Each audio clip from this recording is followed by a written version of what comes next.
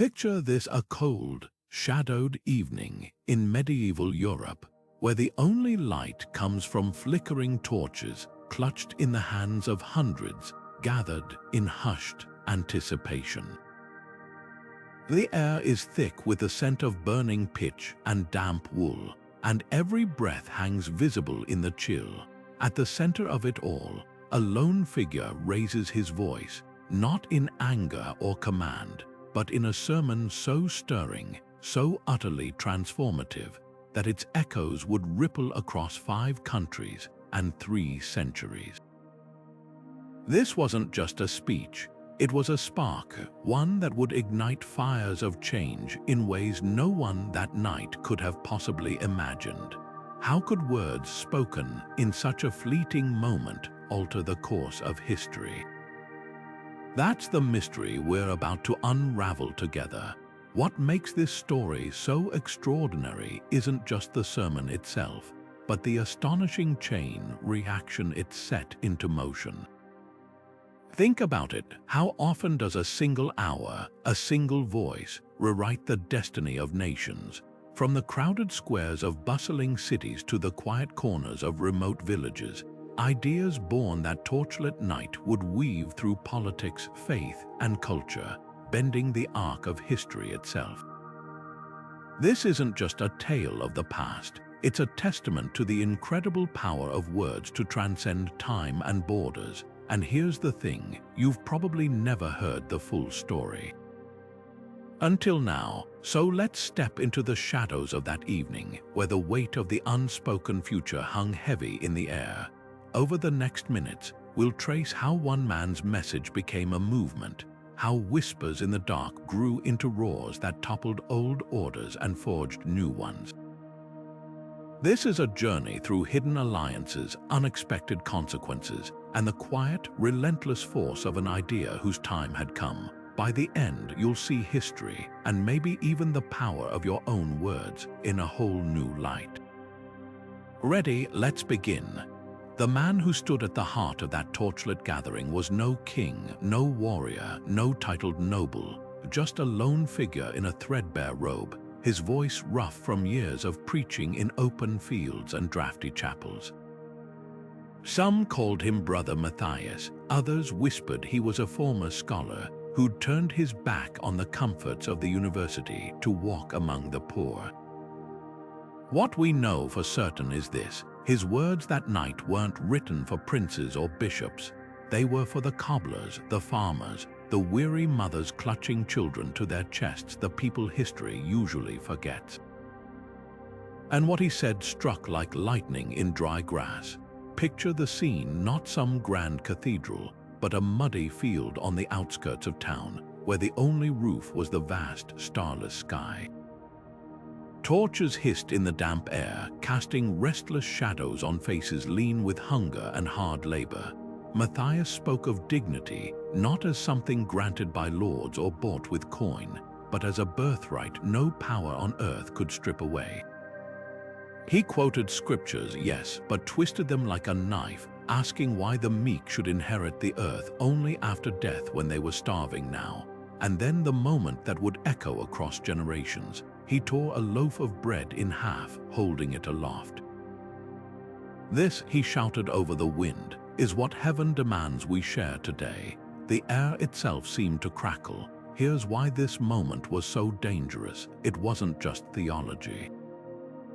It was a match tossed into a room full of gunpowder. For decades, failed harvests and heavy taxes had stretched peasant lives to the breaking point. Monasteries hoarded grain while villages starved. Lords played chess with men's lives in distant wars. And now here was a man speaking plain truths that named their suffering, not as God's will, but as injustice. You could see it in the way bodies leaned forward, torchlight catching in wide eyes, hands clenched around rough cloaks. A woman in the front row began weeping silently, her tears cutting tracks through the dirt on her face. By dawn, Matthias would vanish, some say spirited away by sympathetic monks. Others claim he simply melted back into the roads he came from, but his words didn't disappear. They traveled in the pockets of wool merchants and the songs of wandering minstrels. They slipped into tavern arguments and cottage prayers, and within weeks, in a village just 30 miles away, something unprecedented happened. When the tax collector came demanding grain the people couldn't spare, the crowd stood firm. Not with pitchforks, but with Matthias' own words thrown back like stones. "Why should we hunger so your storerooms groan?" The revolt that followed would be small, quickly crushed, but it was the first spark of a fire that would, in time, rewrite the rules of an age. What made this sermon different from 1,000 others preached that year? It wasn't just the ideas, but how they landed. Matthias didn't speak Latin or quote dusty texts without translation. He took the promises rulers and priests had used to keep people docile. "The meek shall inherit, the poor are blessed," and turned them into weapons. Suddenly, the kingdom of heaven wasn't a far-off reward for suffering quietly. It was a demand for justice here, now, in the only life these people would ever know. And that shift from patience to purpose, from heaven to earth, would prove explosive. As the torches burned down to stubs that night, no one could have guessed how far those embers would drift.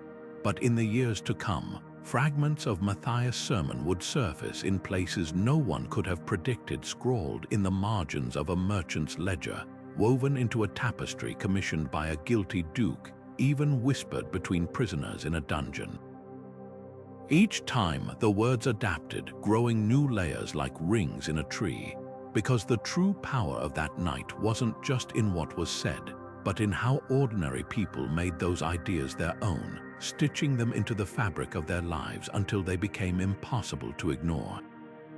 The first flames of rebellion flickered to life in a village so small, it barely earned a dot on the maps of the time, a cluster of thatched roofs hugging the edge of a lord's hunting forest. The harvest had failed for the third straight year, and the bailiff's demand for tribute grain left families staring into empty bowls. Then came the whispers, passed like contraband. "Remember what the preacher said about the bread." On the morning the bailiff returned with armed guards, the villagers met him not with bowed heads, but with a ragged parchment nailed to the church door. Scratched in clumsy letters was Matthias' most dangerous question. If God feeds the sparrows, why must his children beg? What followed wasn't the chaos of a typical peasant revolt, no burning manors or drunken looting. Instead, something far more subversive unfolded. Women emptied their kitchens to set up a communal oven, baking loaves stamped with crosses and handing them freely to any who asked. Men took turns standing guard in shifts, not with weapons, but with tools slung over their shoulders like rifles, a silent threat to anyone who'd break their newfound solidarity. Even the local priest, expected to condemn such defiance, shocked his bishop by preaching from the sermon's most incendiary passage. "Woe to those who lay heavy burdens on others while lifting not a finger to help." Chroniclers would later dismiss these events as the bread uprising, a minor disturbance quashed within weeks, but the details buried in monastic ledgers tell a different story. A scribe's marginal note describes how the village reeve, once the Lord's most loyal enforcer, publicly tore up tax rolls while quoting Matthias. "No law made by men can override the laws of heaven." Another account, hidden between the lines of a merchant's travel diary, tells of a 12-year-old girl who stood on a millstone to lead the singing of psalms rewritten with rebel lyrics. These weren't mindless riots, they were acts of deliberate, almost liturgical protest, turning the very symbols of authority against itself. Why did this particular rebellion strike such a nerve? Look to the land itself. The region's once fertile soil had been bled dry by the Lord's obsession with converting croplands to sheep pastures, a trend sweeping Europe as wool became more lucrative than wheat. Families who'd farmed for generations now huddled in crumbling cottages, spinning raw fleece for pennies while their children's bellies swelled with hunger. When Matthias' words arrived, they didn't just justify anger, they gave despair a shape and a name. A weaver's deposition, preserved in the ashes of a burned courthouse, captures the moment perfectly. It was like he'd taken the thorn in our hearts and shown it to the world. Of course, the crackdown came swiftly. Mercenaries hired by local bishops stormed the village at dawn, dragging ringleaders to the stocks and scattering the rest. But here's where the story takes its most unexpected turn. Instead of extinguishing the fire, the authorities only scattered its embers. Exiled villagers carried fragments of the sermon like sacred relics, sewing them into the lining of cloaks or memorizing them as work songs. A cobbler arrested for sedition taught the words to his cellmates, who carried them to ports and crossroads upon release. Even the Lord's own stable boys were overheard humming the tunes of those rewritten psalms as they mucked out stalls. By the time winter froze the roads, the rebellion's physical resistance had been broken, but its true victory lay in how effortlessly its ideas slipped through cracks in the feudal order. A traveling friar's letter complains of hearing Matthias' phrases even in respectable households, proof that what began as a protest of the desperate had begun climbing the social ladder. When spring thaw came, the sermon's words would surface hundreds of miles away, grafted onto new grievances in places no torch had been lit that fateful night. The authorities hadn't crushed a rebellion, they'd accidentally invented the medieval equivalent of a viral message.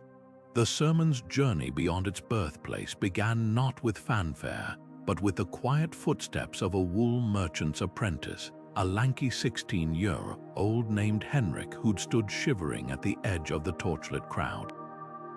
By dawn, he was already trudging south with his master's carts, Matthias' words burning in his memory like a smuggled coal.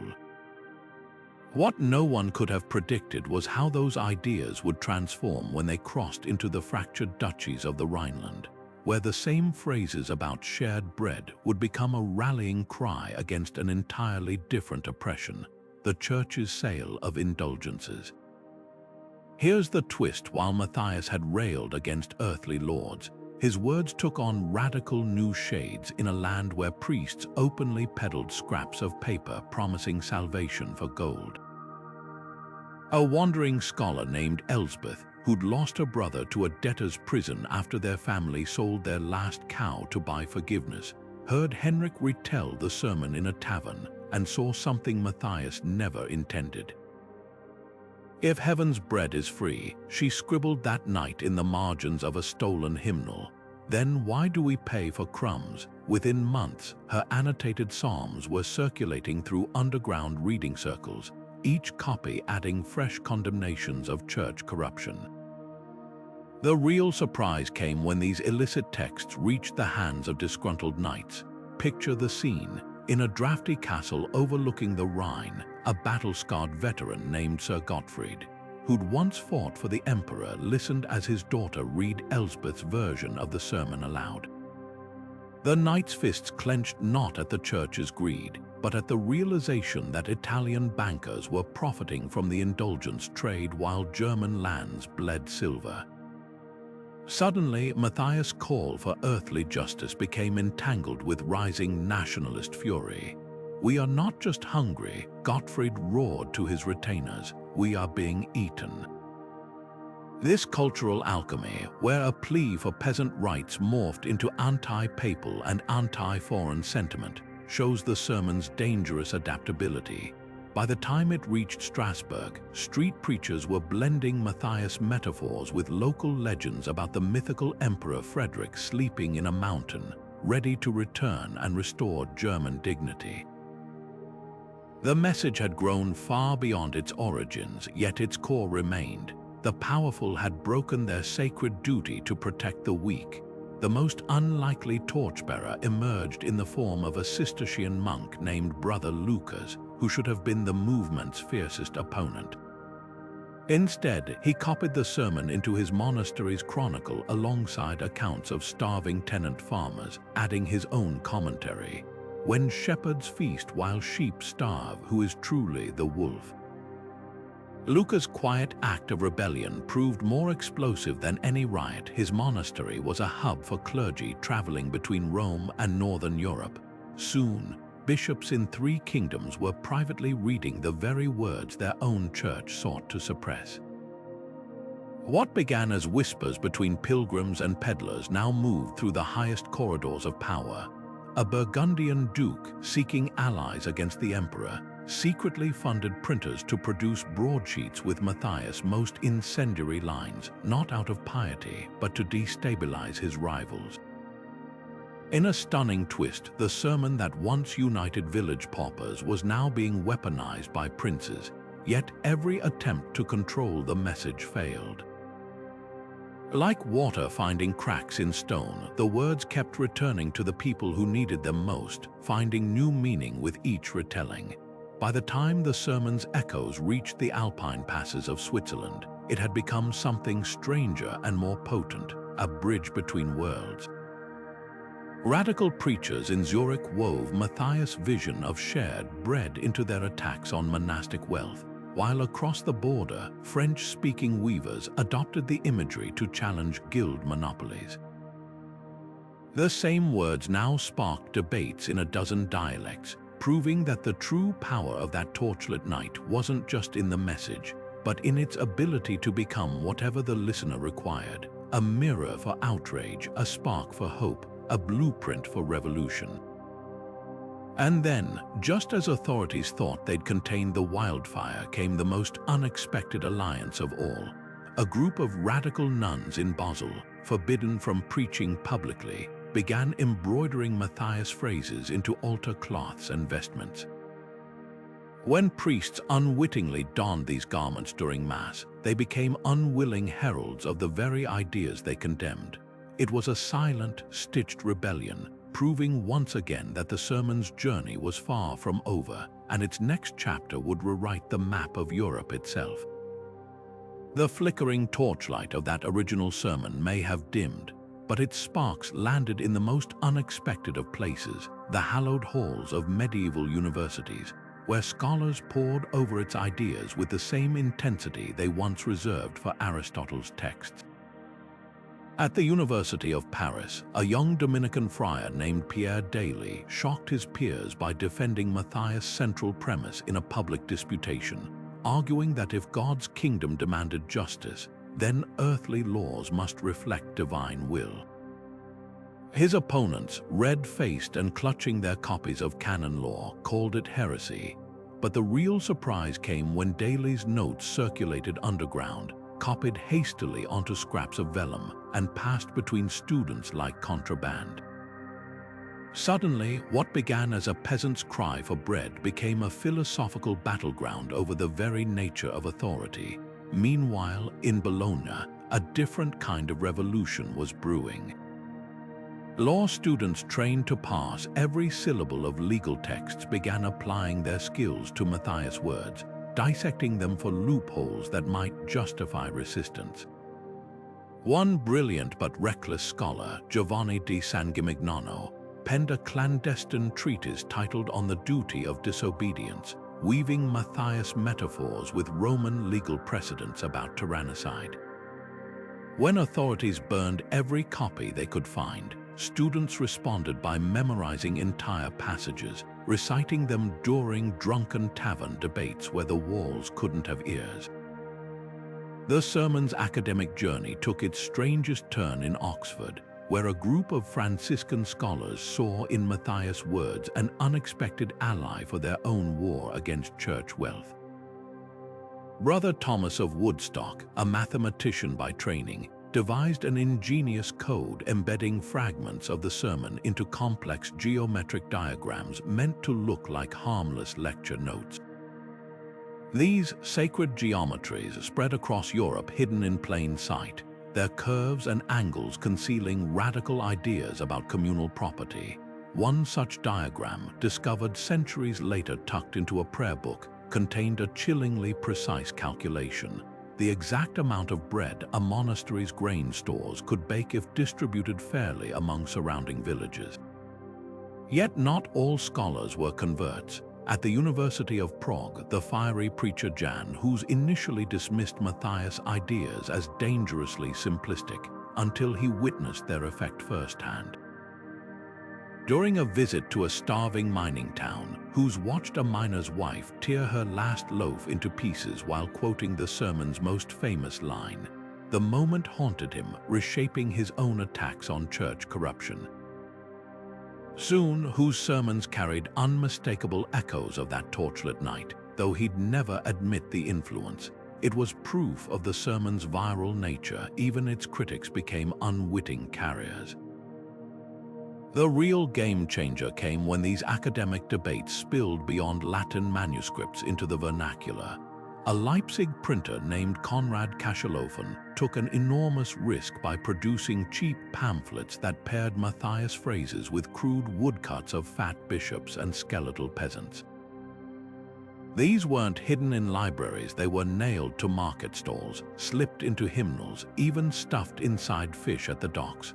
Authorities burned hundreds, but each confiscation only fueled demand. One surviving copy, its edges charred from a near miss with the censor's fire, bears a smug marginal note: "Flames spread light better than they extinguish it." By the time these ideas reached political circles, they'd gained the sheen of intellectual respectability. In the court of Emperor Sigismund, nervous advisors debated whether to co-opt or crush the movement. A secret memorandum from his chancellor warned that suppressing the sermon outright would make martyrs of breadcrumbs. Instead, Sigismund tried a different tactic, commissioning his own sanitized version, stripped of rebel undertones, to be read from every pulpit. The result backfired spectacularly. People who'd never heard the original now sought out illicit copies to compare, spreading the unvarnished truth faster than any rebel could have hoped. The most ironic twist came in Rome itself, where a cunning cardinal saw opportunity in the chaos. Giovanni di Lorenzo de' Medici, later Pope Leo X, reportedly kept a coded copy of the sermon in his private library, annotating passages that might be useful against his rivals. What began as a cry against power had become a tool for the powerful, proving no idea remains pure once it enters the bloodstream of history. Yet even as princes and prelates tried to wield these words for their own ends, the sermon kept finding its way back to the people it was meant for, proving that some sparks, once lit, refused to be controlled. King Wenceslaus of Bohemia woke to a nightmare, his own subjects quoting the sermon in the streets of Prague, their voices sharp with accusation. His royal spies had warned him for months about the whispers spreading through taverns and market squares, but now the danger was undeniable. A delegation of angry burghers stood at the castle gates, demanding fair grain prices and quoting Matthias' infamous line about shared bread as if it were holy writ. Wenceslaus, a ruler more accustomed to hunting parties than peasant uprisings, saw heresy in their demands and treason in their boldness. His response was swift and brutal, an edict banning all unauthorized preaching under penalty of branding, and a royal decree that any text referencing the sermon must be surrendered to the bishop's fire within 7 days. But the crackdown only fed the flames. In the alpine villages of Tyrol, where Wenceslaus' writ ran thin, woodcutters carved Matthias' words into the undersides of chopping blocks, hidden messages revealed only when the axe bit deep. In Moravia, a troupe of traveling players staged a comedy where a king's crown was replaced with a loaf of moldy bread, drawing laughter that turned to murmurs as the crowd dispersed. The more Wenceslaus tried to silence the sermon, the more creatively it resurfaced, like water finding new channels through cracked stone. Meanwhile, across the Rhine, Duke Philip of Burgundy watched Bohemia's unrest with the calculating eye of a chess player. Unlike Wenceslaus, Philip recognized the sermon's power not as a threat but as a weapon. His spies had intercepted copies circulating among Flemish weavers, their margins scribbled with grievances against Habsburg taxes. Rather than burn the texts, Philip had his scholars subtly rewrite them, replacing attacks on nobility with pointed jabs at his Austrian rivals. Soon, illicit broadsheets appeared in Antwerp depicting the emperor's tax collectors as devourers of bread, while Philip's own agents distributed cheap rye loaves stamped with his crest. The Duke hadn't embraced Matthias' ideals, he'd simply turned rebellion into propaganda. The starkest contrast emerged in Aragon, where Queen Maria took a third path. Troubled by reports of famine in her southern provinces, she quietly ordered her chaplains to incorporate the sermon's language into their Lenten homilies, not to incite revolt, but to pressure reluctant landowners into sharing stores. When her advisors warned this might embolden radicals, Maria reportedly tossed an apple to a pageboy and said, "A wise gardener prunes the tree before the fruit rots." Her measured co-option prevented outright rebellion while chipping away at feudal excess, proving that not all monarchs feared the sermon's message. Some simply learned to wield it differently. Yet no amount of royal maneuvering could contain the genie now loose from its bottle. In Saxony, a knight's refusal to pay church tithes escalated into a bloody standoff when local peasants rallied behind him with scythes and Matthias' words on their lips. In Lombardy, silk workers staged the first recorded strike in medieval Europe, their banners embroidered with the sermon's call for earthly justice. These weren't isolated incidents anymore, they were brushfires signaling a coming conflagration. The sermon had become a litmus test for power, exposing which rulers could adapt to changing winds and which would be blown away by the gathering storm. Wenceslaus, blind to the lesson, doubled down on repression. His infamous Decree of Ashes ordered every village priest to publicly burn any suspect texts after Sunday Mass, then mix the charred scraps with holy water for congregants to drink, a grotesque ritual meant to purify heresy through ingestion.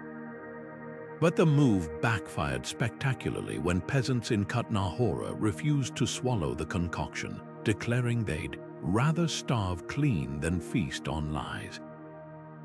The king's heavy-handed tactics had unwittingly turned a theological debate into open defiance, setting the stage for the conflict that would soon tear his kingdom apart.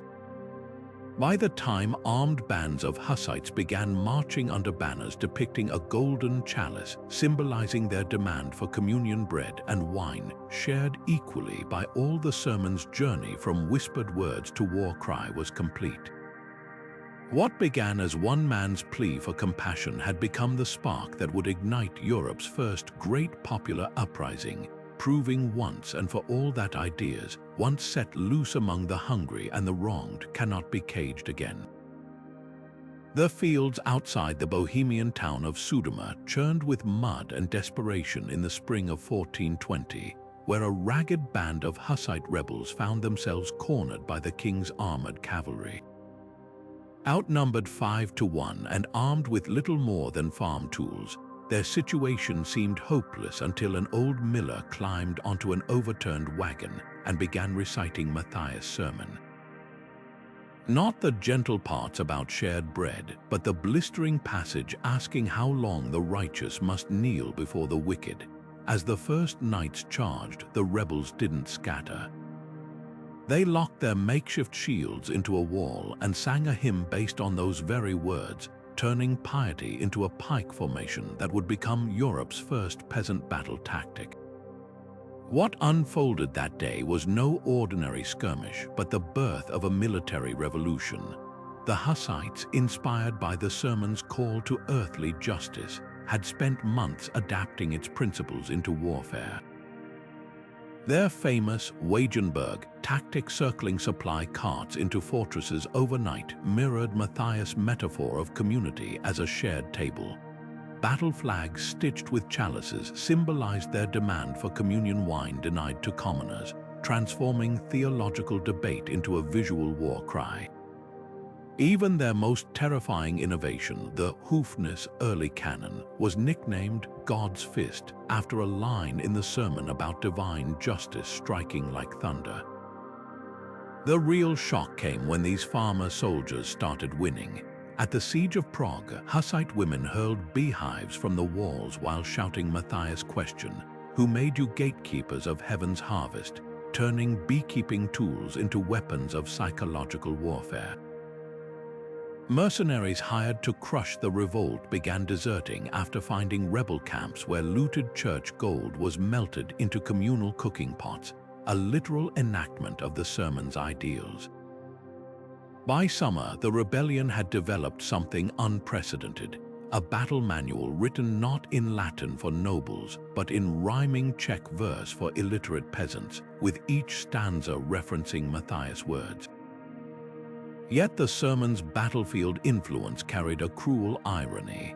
As the Hussite movement fractured, rival commanders cherry-picked passages to justify opposing strategies. Radical Taborites used Matthias' condemnation of hoarded wealth to justify burning castles, while moderate Utraquists quoted his calls for patience to broker truces. The same words that once united them now fueled civil war, proof that no idea survives contact with power unchanged. When the conflict finally ended in exhaustion rather than victory, both sides raced to control the sermon's legacy. The victorious Utraquist scrubbed its revolutionary edges, publishing a safe version where calls for justice were reframed as spiritual metaphors. Meanwhile, underground presses in Germany smuggled in the original text alongside diagrams of Hussite war wagons, creating a potent fusion of ideology and insurgency. By the time Matthias' words reached the ears of a young Martin Luther decades later, they'd been filtered through so many interpretations that their origin was nearly forgotten, yet their power to unsettle the mighty remained undimmed. Beneath the watchful eyes of kings and bishops, the sermon's message didn't vanish, it simply went underground, woven into the very fabric of daily life. Take the stonemasons of Strasbourg, who chiseled Matthias' words into the undersides of cathedral gargoyles, where only fellow craftsmen would spot them during repairs. Or the linen weavers of Ghent, whose tapestries depicted biblical scenes with a sly twist, a loaf of bread placed conspicuously in the hands of beggars rather than saints. These weren't just acts of defiance, they were a silent language of solidarity, proof that repression couldn't extinguish what had been seared into collective memory. The most ingenious resistance flourished in music. A choir book from a Bruges convent contains what appears to be a standard hymn to the Virgin Mary, until you sing the melody backward and discover a peasant round based on Matthias' call to share today. Even drinking songs in taverns near the Swiss border hid rebellious verses in nonsense refrains, so drunk mercenaries would unknowingly sing them back to their commanders. But the real masterpiece of coded dissent came from an anonymous composer in Augsburg, who embedded the sermon's key phrases into a polyphonic mass.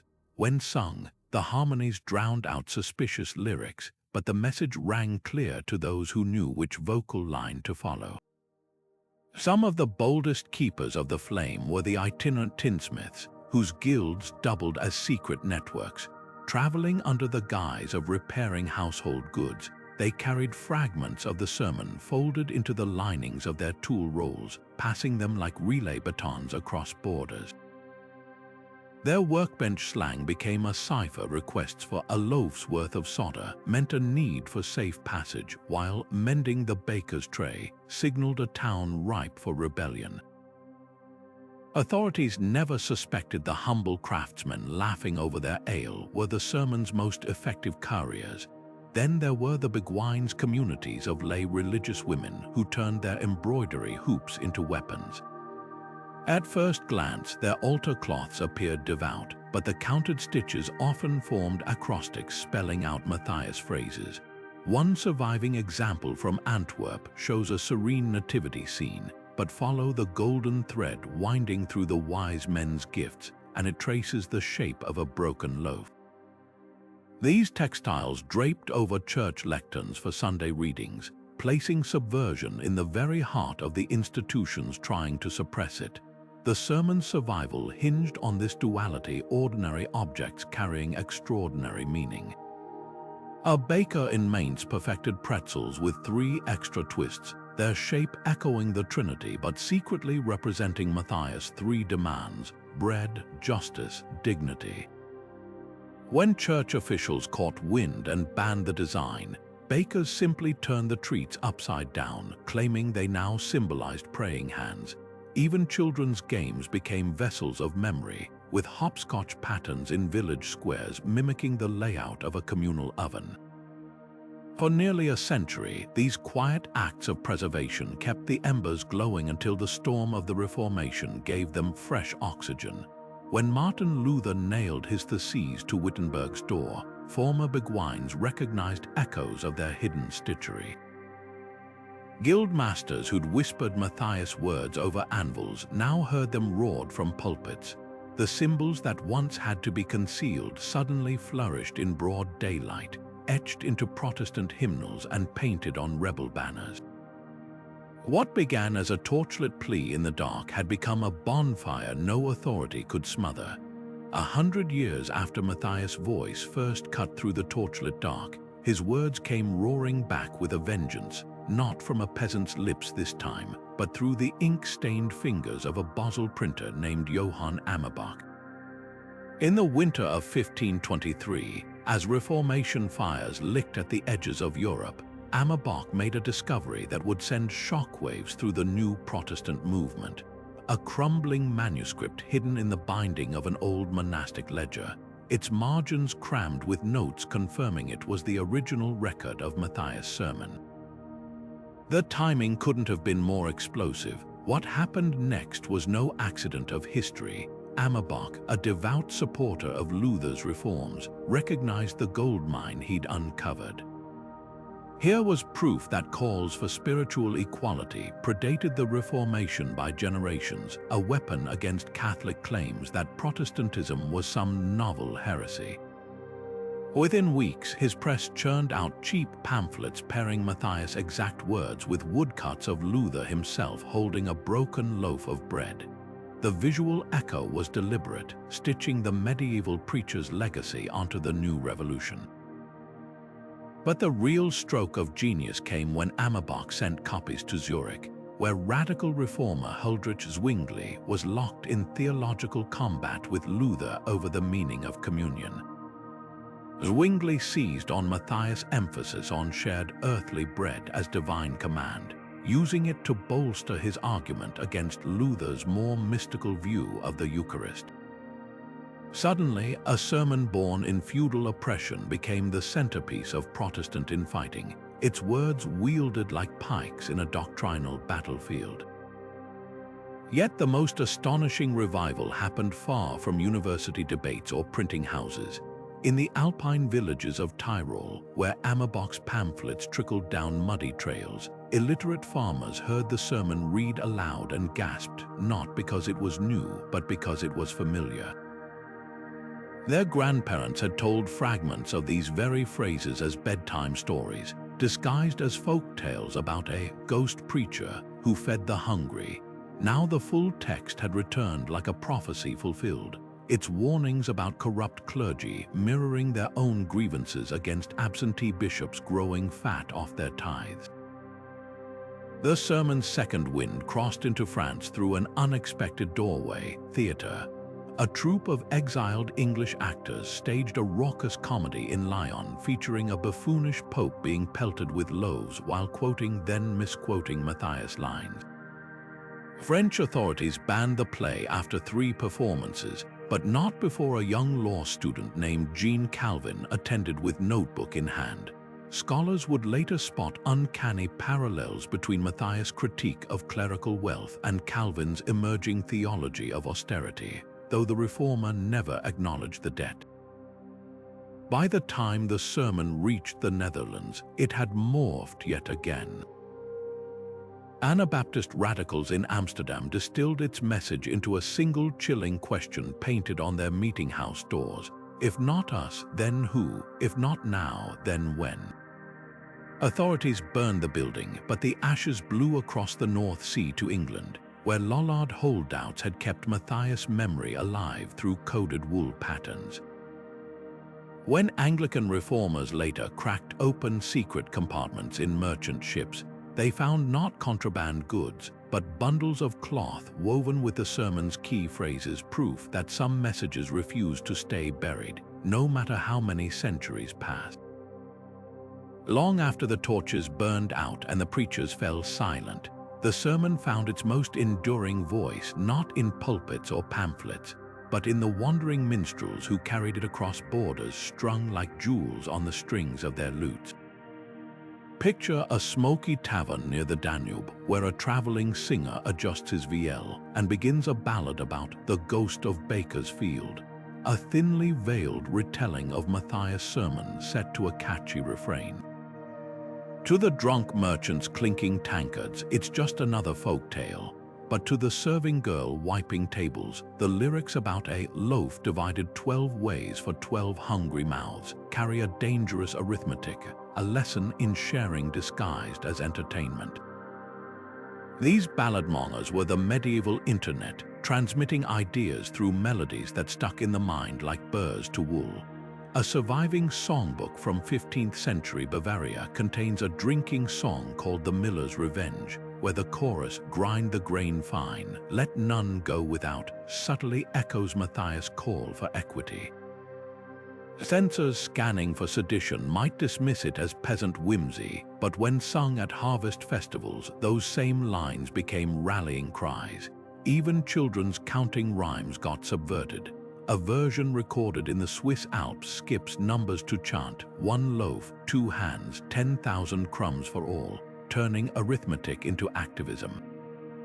The real genius lay in how these songs adapted to local contexts. In coastal Flanders, where fishermen chafed under the church's fish tax, minstrels rewrote Matthias' bread metaphor into the herring psalm.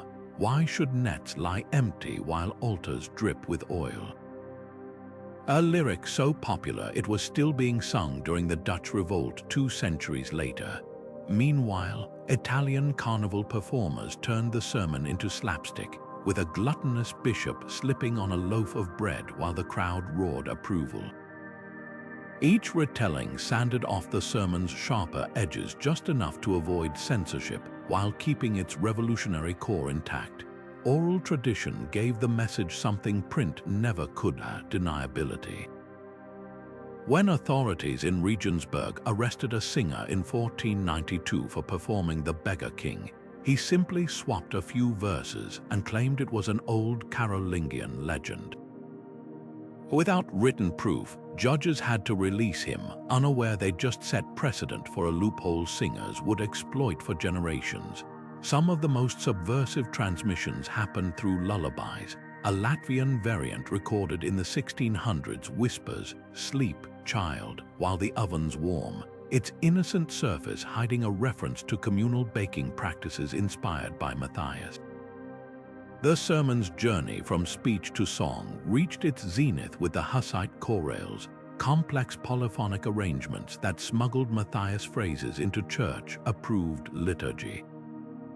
A musicologist studying a 15th century antiphonary in Prague noticed something peculiar: the notation for the word bread consistently appeared in red ink, creating a visual echo of the Eucharist while slyly reinforcing the sermon's earthly demands.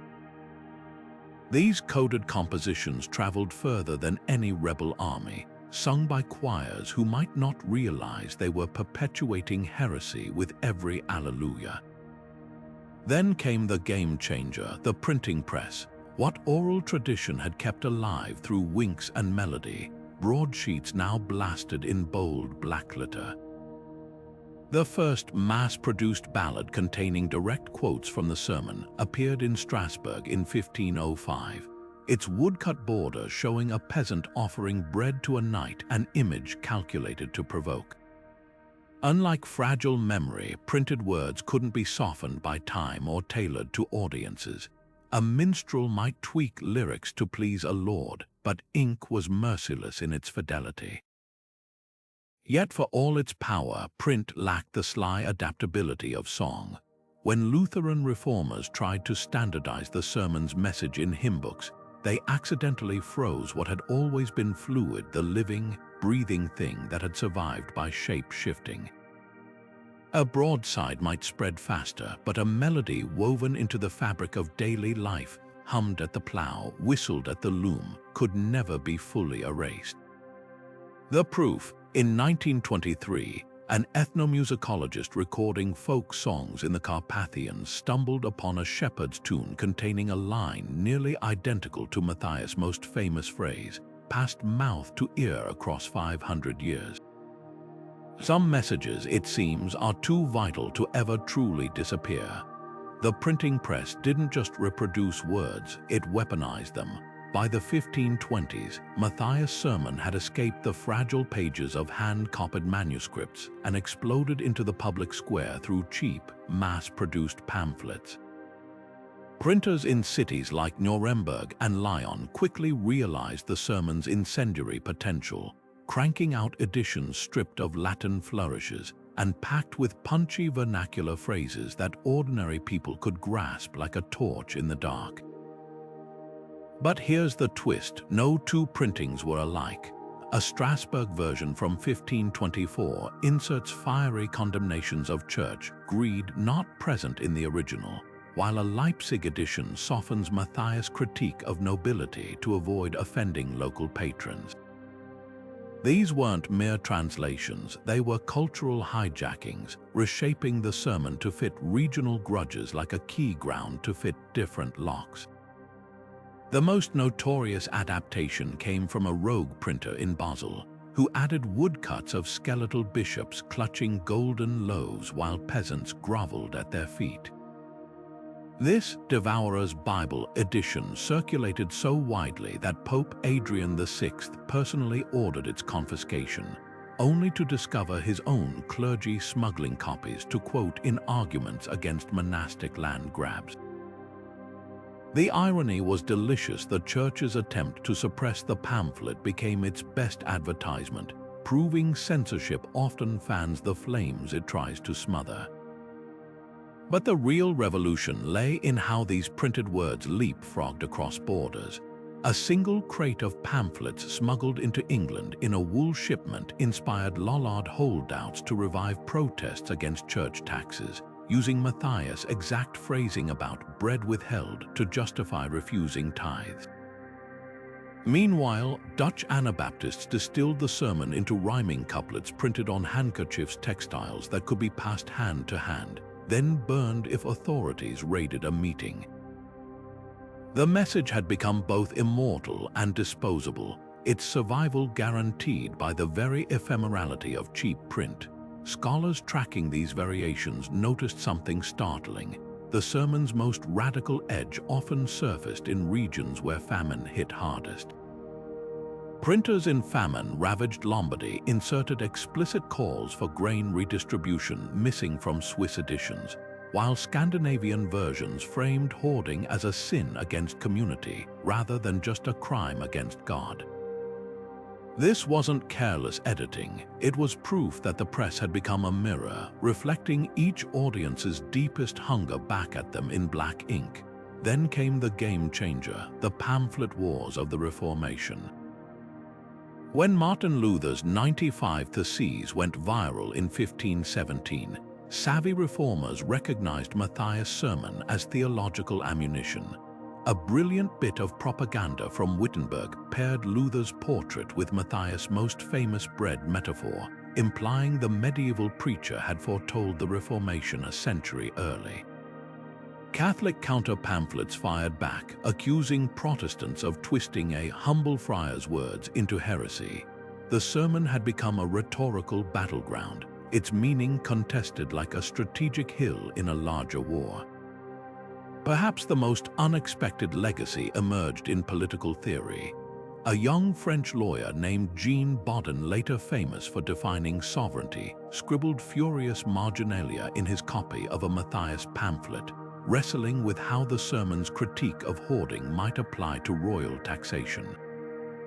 Over in Florence, Machiavelli's Protée Gaze debated whether Matthias' vision of shared resources made him a proto-republican or merely a clever manipulator of mobs. These weren't academic exercises, they were early tremors of the earthquake that would eventually topple divine right monarchy. By the time the last presses fell silent, Matthias' words had morphed from a peasant's cry into something far more dangerous, a toolkit for reimagining power itself. The sermon that once traveled mouth to ear now lived in Inkai fingerprints on cheap paper, its ideas no longer bound by time or place. And as those papers crumbled, their essence would seep into the groundwater of history, waiting to quench the thirst of future generations. In a dimly lit Parisian salon of 1778, the radical philosopher Denis Diderot dipped his quill into ink and scrawled a furious footnote in his personal copy of Essays on the Origins of Inequality, a line borrowed not from Rousseau, but from a half-remembered medieval sermon: "No king's decree can sanctify starvation." The irony was exquisite.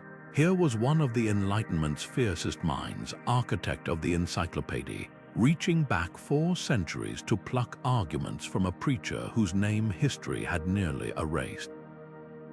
Diderot's annotated copy, now yellowing in the Bibliothèque Nationale, shows how he weaponized Matthias' words against the divine right of kings, scribbling in the margin, "If bread is grace made edible, then withholding it is heresy." The sermon's journey into Enlightenment thought took its most dramatic turn with the Marquis de Condorcet, the mathematician-philosopher who would later draft revolutionary France's public education plans. In his unpublished treatise on human progress, Condorcet crafted an elaborate analogy comparing feudal grain hoarders to colonial slave traders, both crimes against what he called the geometry of justice, a phrase lifted directly from Matthias' imagery of shared loaves. Never mind that the medieval preacher had never imagined abolition. Condorcet's reinterpretation proved how malleable these ideas had become. His private letters reveal an almost mystical belief that Matthias foresaw the Enlightenment's ideals, calling the sermon a torch passed through time, waiting for rational hands to carry it forward. Yet not all philosophers embraced the sermon uncritically. Voltaire, ever the provocateur, mocked its populist undertones in a satirical playlet where a peasant quotes Matthias to demand bread, only to be answered by an aristocrat sneering, "Very poetic, now try eating your verses."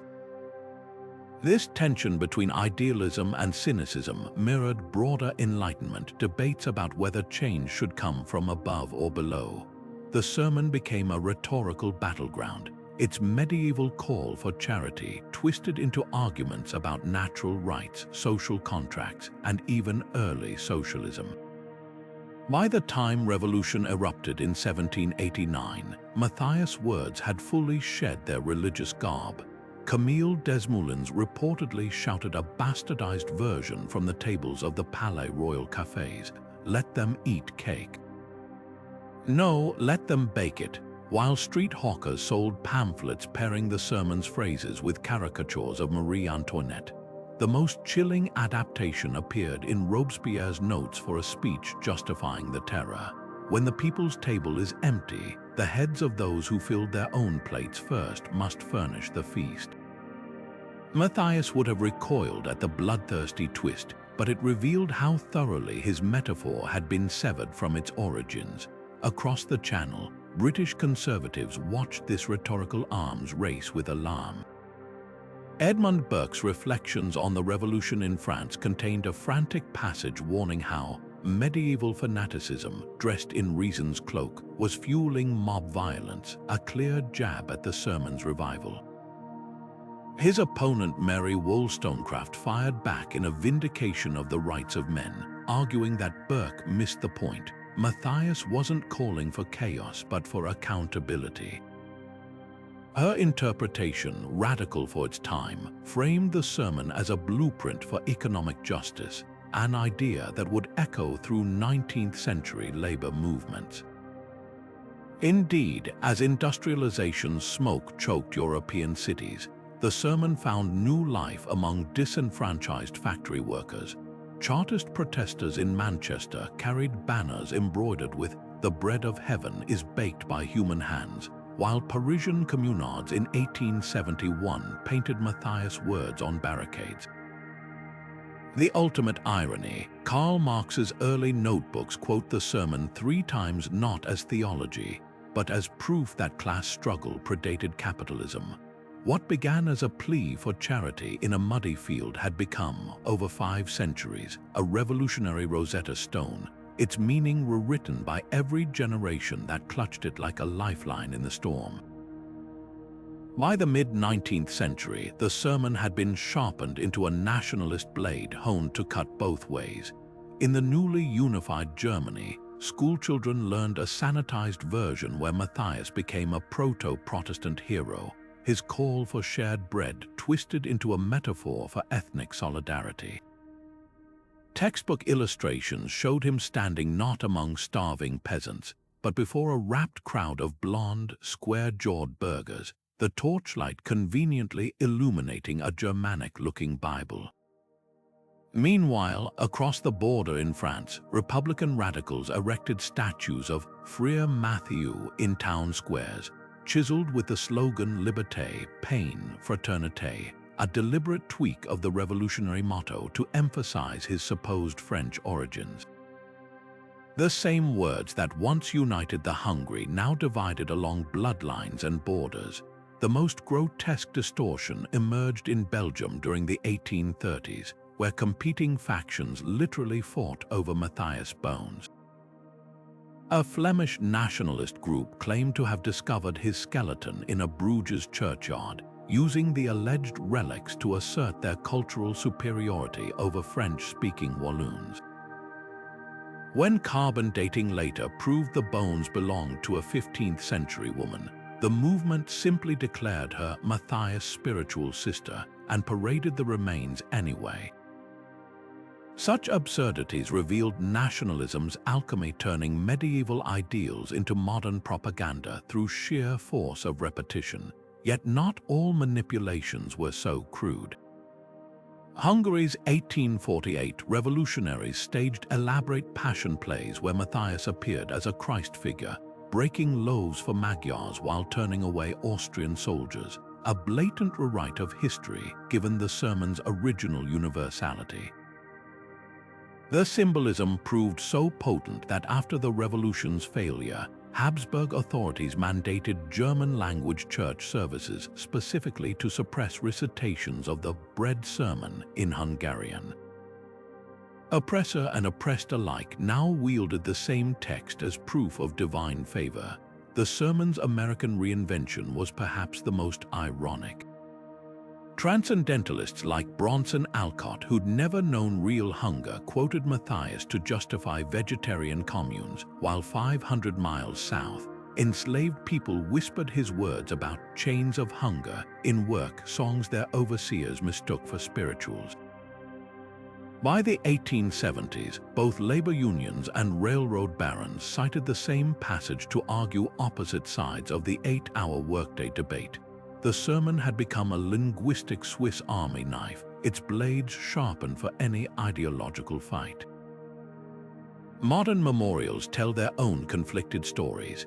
The Matthias Fountain in Vienna's Stadtpark depicts him as a benign monk distributing rolls to cherubic children, a far cry from the firebrand who threatened lords with divine retribution.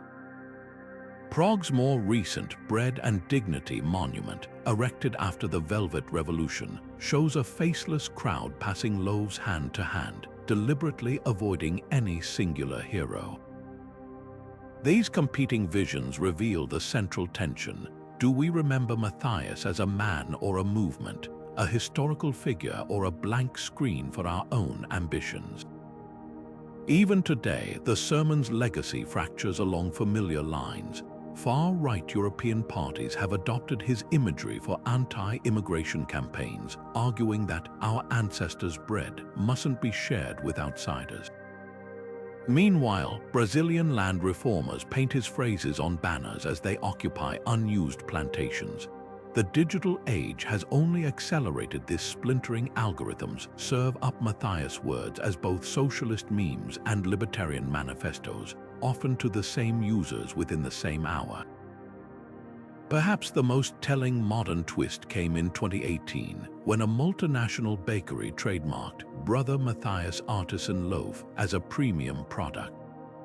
The packaging features a romanticized torchlit scene, the hunger and anger scrubbed clean, replaced by a slogan about heritage grains and honest values. It's the final metamorphosis, a cry against hoarding commodified into something to be bought and hoarded. The bread is stale, the irony fresh. The muddy banks of the Rhine yielded an unexpected treasure in the summer of 1934, when floodwaters near Strasbourg eroded a riverbank to reveal a rusted iron chest, its lock long corroded, its contents miraculously preserved in a cocoon of river clay. Inside, wrapped in oilcloth that had hardened like amber over time, lay a bundle of vellum pages so fragile they threatened to dissolve at a touch. The local priest who first pried them apart nearly fainted when he recognized the opening lines. Brothers and sisters, gather close, for tonight we speak not of heavenly bread, but of the loaf crushed beneath the heel of greed. After 5 centuries of whispers and fragments, someone had stumbled upon what scholars would later call the Strasbourg Codex, the oldest near-complete copy of Matthias' sermon ever found. Debate erupted instantly. German scholars insisted the chest's location near an old Franciscan friary proved Matthias was secretly aligned with monastic reformers, while French academics pointed to water stains suggesting the pages had traveled downstream, perhaps tossed from a fleeing heretic satchel. The real bombshell came when ultraviolet imaging revealed something invisible to the naked eye, faint marginalia in 3 distinct hands, arguing over the text like medieval annotators in a Twitter thread. One note scrawled in hurried Latin beside the shared bread passage read, "Dangerous, cut this for the Lyon copy." Suddenly, the sermon wasn't just a historical artifact. It was a living document, edited and contested even in its own time. Carbon dating settled one mystery while deepening others. The vellum dated squarely to the 1440s, decades after Matthias' disappearance, but consistent with when oral traditions might first have been committed to parchment. More startling was the spectral analysis of the ink, which contained traces of oak gall from southwestern Germany and lapis lazuli blue once reserved for illuminated capitals. This wasn't some backstreet scribble. It was a professional's work, likely commissioned by someone with means, who would risk preserving such a dangerous text so lavishly.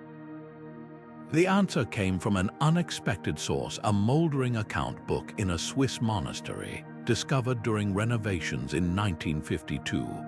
Buried between records of grain shipments and candle purchases was an entry dated 1443. Paid Brother Lucas 2 florins for copying the field sermon, with gilt initial for Lord Ulrich's eyes only. Suddenly, the narrative flipped. The Strasbourg pages weren't some rebel's contraband. They were likely part of a nobleman's clandestine library, proof that even elites were secretly fascinated by the ideas they publicly condemned. Fast forward to the digital age, where the sermon found its most democratic afterlife. In 2009, a crowdsourcing project at Cambridge University digitized all known fragments from the Strasbourg Codex to a charmed scrap found lining a bishop's mitre, stitching them together into a virtual manuscript anyone could explore. Amateur historians soon noticed something professionals had missed: subtle dialect shifts between versions that mapped precisely to medieval trade routes, like linguistic breadcrumbs marking the sermon's path across Europe. Then came the AI breakthrough. In 2021, a language model trained on centuries of sermons identified 7 previously disputed texts as likely penned by the same hand, or at least the same school as the Strasbourg Codex. One, hidden in plain sight in a Catalan hymn book, contained Matthias' signature bread metaphor rewritten as a harvest song. Another, buried in a Venetian merchant's diary, paired the sermon's phrases with sketches of grain shipments being diverted to the hungry.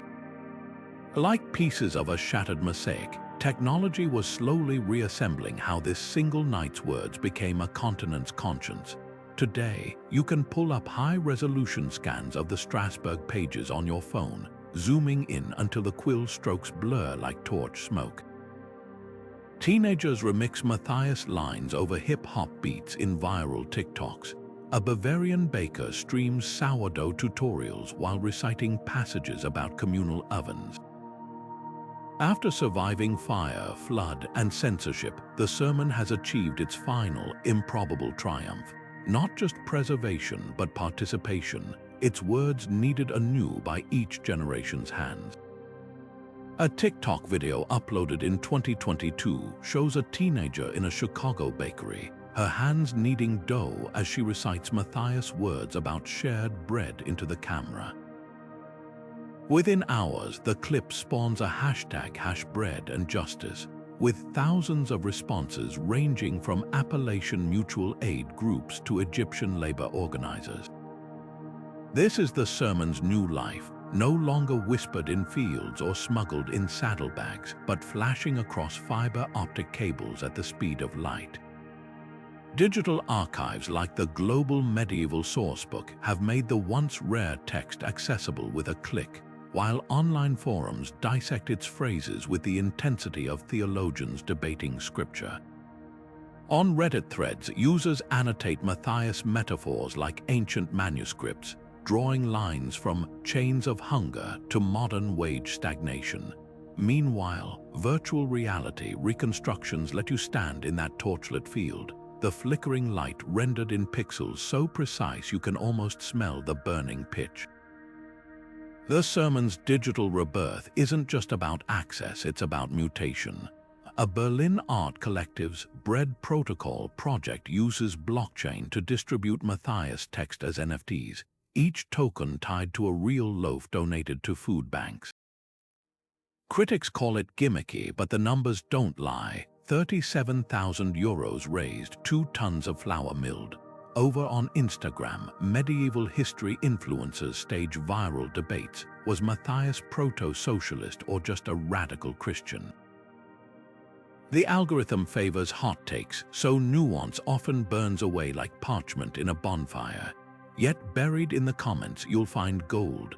A Portuguese nurse quoting the sermon to justify striking for better hospital meals, or a Kenyan farmer threading Matthias' words with Swahili proverbs about communal harvest. What's fascinating is how cleanly the sermon slots into modern activism's toolkit. Climate marchers in London repurpose Matthias, "Heaven demands we share today," as a chant against fossil fuel hoarding. Ukrainian volunteers baking bread for frontline troops cite the sermon's ethos as they coordinate via Telegram. Even corporate HR departments, in jarring acts of co-option, slap Matthias' phrases about nourishing community onto diversity training slideshows. The text has become a linguistic Swiss Army knife, its edges honed by centuries of use, now deployed in boardrooms and protest camps alike. Scholars tracking this digital spread notice something peculiar. The sermon thrives where inequality does. Google search spikes for Matthias' name align eerily with news cycles about food inflation or housing crises. During the pandemic, Italian mutual aid networks resurrected his metaphor of the communal oven to organize neighborhood meal deliveries. A Bangladeshi labor rights group even adapted his imagery into a viral comic factory owners as gluttonous bishops stealing workers' loaves, proving the medieval still speaks to the modern in places its author never imagined. So why does this 700-year-old moment still grip us? Maybe because it captures the eternal friction between those who bake the bread and those who control the oven. Or perhaps it's the sermon's chameleon genius, its ability to mean just enough to every era without being trapped by any. But watch a high school history teacher project the Strasbourg Codex onto a smartboard today, and you'll see the real answer in students' faces. That shock of recognition when they realize the past wasn't just dates and dead kings, but people who hungered and hoped exactly as we do. The torches may have become screens, but the light, the dangerous, beautiful light of an idea that won't die still, burns just as bright. The power of Matthias' sermon didn't come from volume or theatrics. It was rooted in something far more potent, the ancient art of persuasion, weaponized with precision. Modern neuroscientists studying memory formation would recognize his techniques instantly. Take that simple, visceral act of tearing bread in half, a metaphor so concrete it bypassed logic and lodged directly in the limbic system. Research shows our brains recall images 3 times more vividly than abstract concepts, which explains why the broken loaf became shorthand for injustice across generations. Even the sermon structure followed what linguists now call the prophetic cadence, alternating between stark warnings, woe to those who lay heavy burdens, and hopeful visions, the meek shall inherit, creating a tension that listeners physically lean into, like a pendulum swinging between fear and solace. What made these words stick when so many sermons faded? The answer lies in their scaffolding. Matthias didn't just describe hunger, he weaponized scripture against itself, quoting the Beatitudes about blessed poverty while holding up an empty bowl. Cognitive dissonance theory explains why this was so effective. When sacred texts people revered contradicted the suffering they endured, their minds raced to resolve the gap, often through action rather than apathy. And his call to share today wasn't a vague plea. It was a temporal marker, what behavioral psychologists term a now trigger. Studies on effective activism show that demands anchored in the immediate present, feed them now, mobilize people 3 times faster than future-oriented appeals. Justice will come someday. Parallels to modern speeches are uncanny. When Martin Luther King Jr. spoke of cashing a check at the March on Washington, he used the same concrete metaphor tactics as Matthias' bread, turning abstraction into something you could almost hold in your hand. Winston Churchill's wartime broadcast similarly mirrored the sermon structure, pairing dark warnings, blood, toil, tears, and sweat, with luminous hope, their finest hour. But perhaps the closest contemporary relative is Malala Yousafzai's Nobel Prize address, where she transformed a personal trauma, "They thought bullets would silence us," into a collective call by anchoring it to a tangible symbol, her schoolbooks. Like Matthias, these speakers understood that persuasion isn't about changing minds, it's about giving language to what hearts already know but lips haven't yet formed. For today's leaders, the lesson is clear. Movements aren't built on facts alone, but on frameworks that fit inside human brains like keys in locks. When climate activists frame carbon emissions as stealing our children's future, they're employing Matthias' trick of temporal theft, making the invisible visceral. Modern marketers might call this story-selling, but the DNA traces back to that torchlit field. Even social media's most viral posts unconsciously mimic the sermon's techniques, tweets that pair startling contrasts. "You own a second home while I ration insulin," with a clear ask, "Vote like your life depends on it," are using 7-century-old rhetorical blueprints optimized for shareability. Yet there's a warning here too. Matthias' words endured because they pointed to solutions as tangible as the problems: a shared oven, a divided loaf. Modern movements often stumble by stopping at outrage without offering what linguists call actionable imagery. A protest sign reading "Abolish Capitalism" stirs less change than one demanding a seat at the table, because the brain craves pictures, not platitudes. The most effective labor organizers today know this intuitively. They don't just decry low wages, they hold up grocery receipts next to pay stubs, letting the dissonance do the work. The ultimate proof of the sermon's design brilliance, its mutability. Like a linguistic stem cell, its core structure adapted to contexts its creator never imagined, from Hussite battle hymns to TikTok activism. Neuroscientists call this schema theory. Once a mental framework is established, bread equals justice. New information slots into place with ease. That's why a 21st century teacher can quote Matthias while passing out school lunches, and a child who's never heard of medieval Europe still grasps the metaphor instantly. The sermon endures not because it was shouted loudly, but because it was built thoughtfully. A Trojan horse of meaning, its belly full of embers still hot enough to ignite fires centuries later. Matthias' torchlit sermon offers modern activists a masterclass in movement building, not through grand manifestos, but through tactical brilliance that transcends centuries.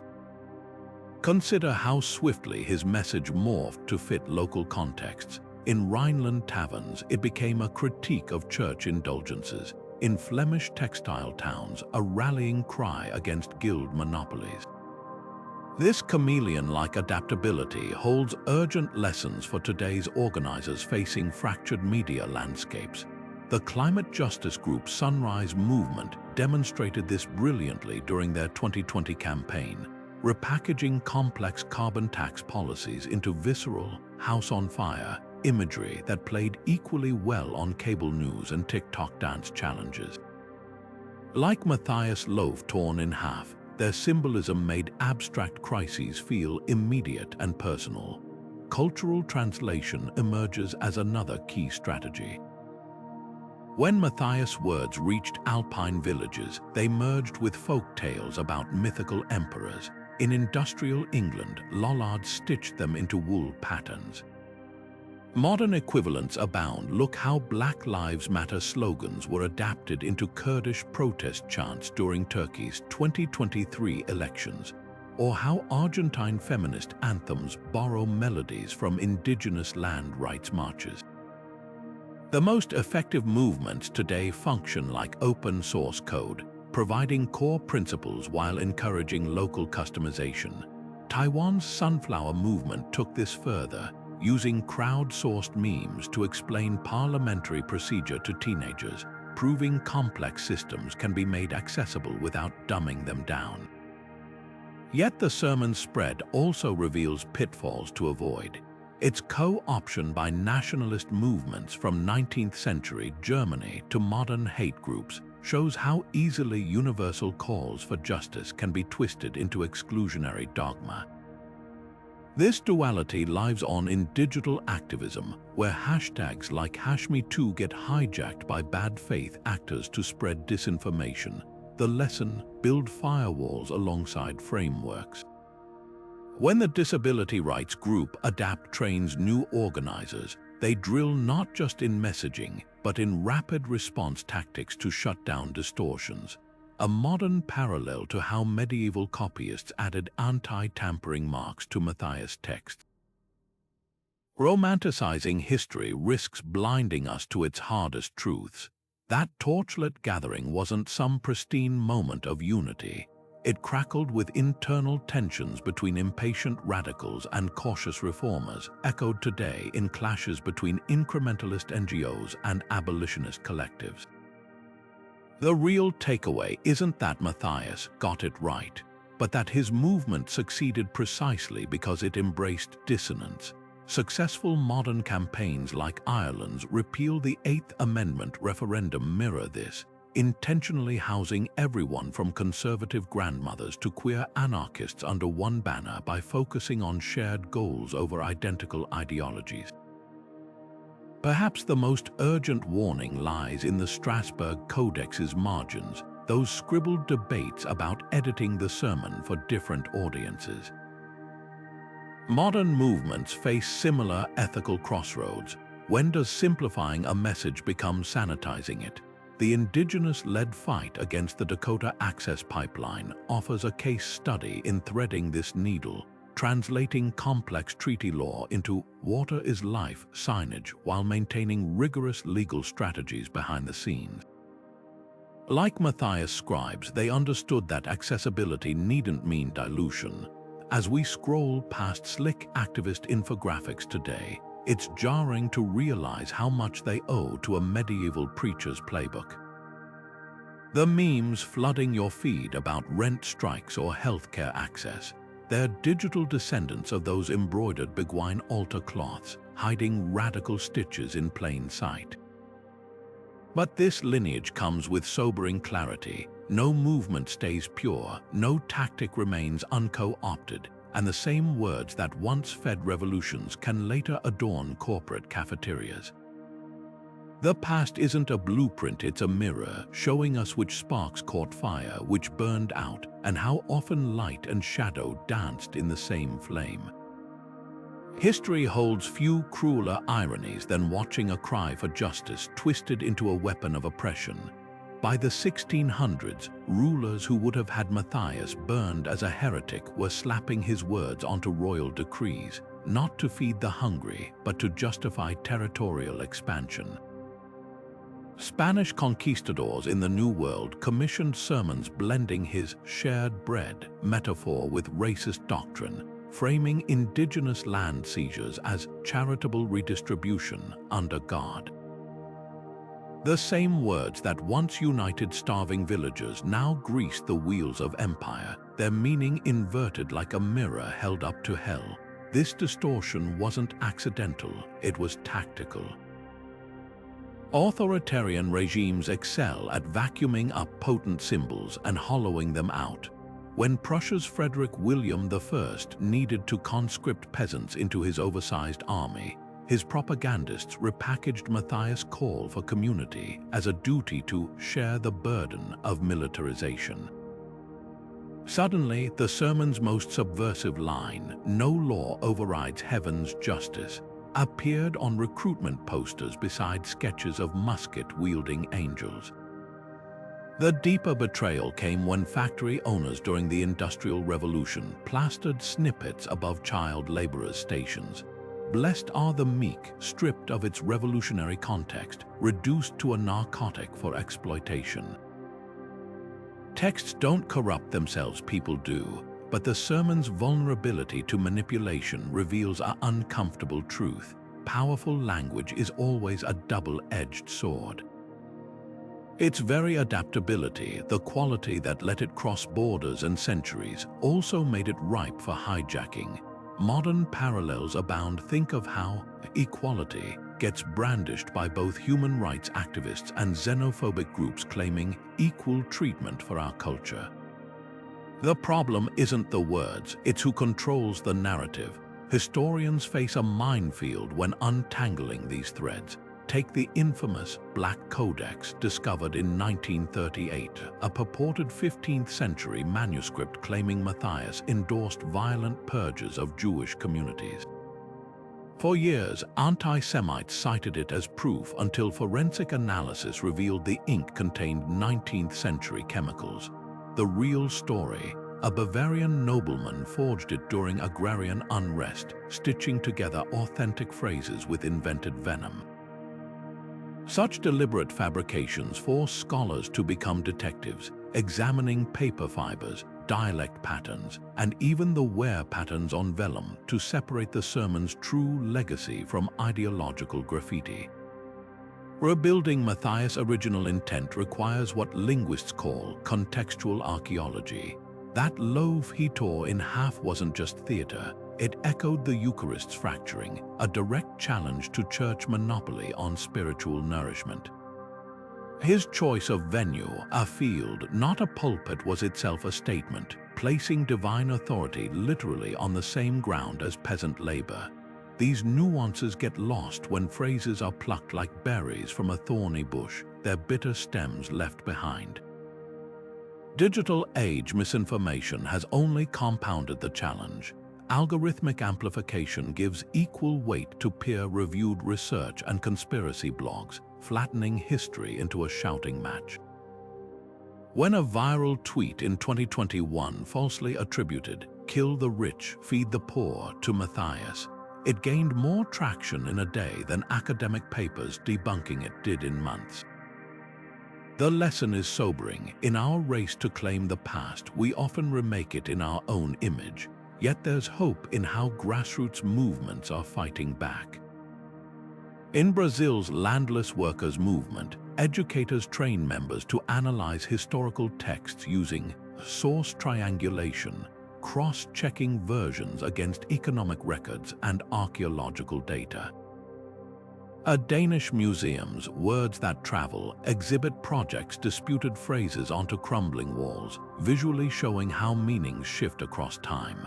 These approaches don't just defend history, they arm people against its weaponization.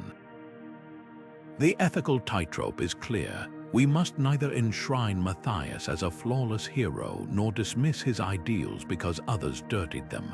Like that torn loaf, truth rarely comes in whole pieces. It's in the crumbs between versions, the gaps where light slips through.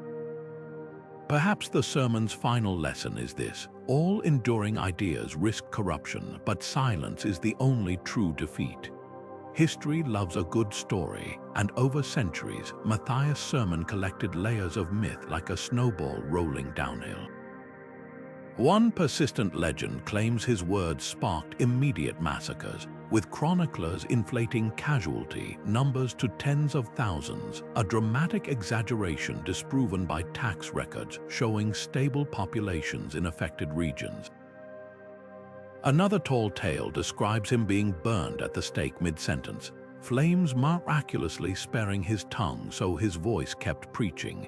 Chilling imagery, but monastic prison logs from the period list no executions matching his description. The most brazen fabrication, a supposed lost prophecy where Matthias predicted the French Revolution, conveniently discovered by an 18th century pamphleteer seeking to legitimize regicide. The real detective work began when historians noticed eerie similarities between supposed eyewitness accounts written decades apart in different languages. One Bohemian chronicle from 1450 and a Flemish merchant's diary from 1480 both describe Matthias tearing a rye loaf stamped with the bishop's crest, an impossible detail, since heraldic bread stamps didn't exist until the 1500s. These anachronisms revealed how later generations retrofitted the story with symbols meaningful to their own struggles. Even the famous shared bread line evolved over time. The earliest fragments use simpler phrasing like "break your crust with those who hunger," while later versions add poetic flourishes about the oven of justice.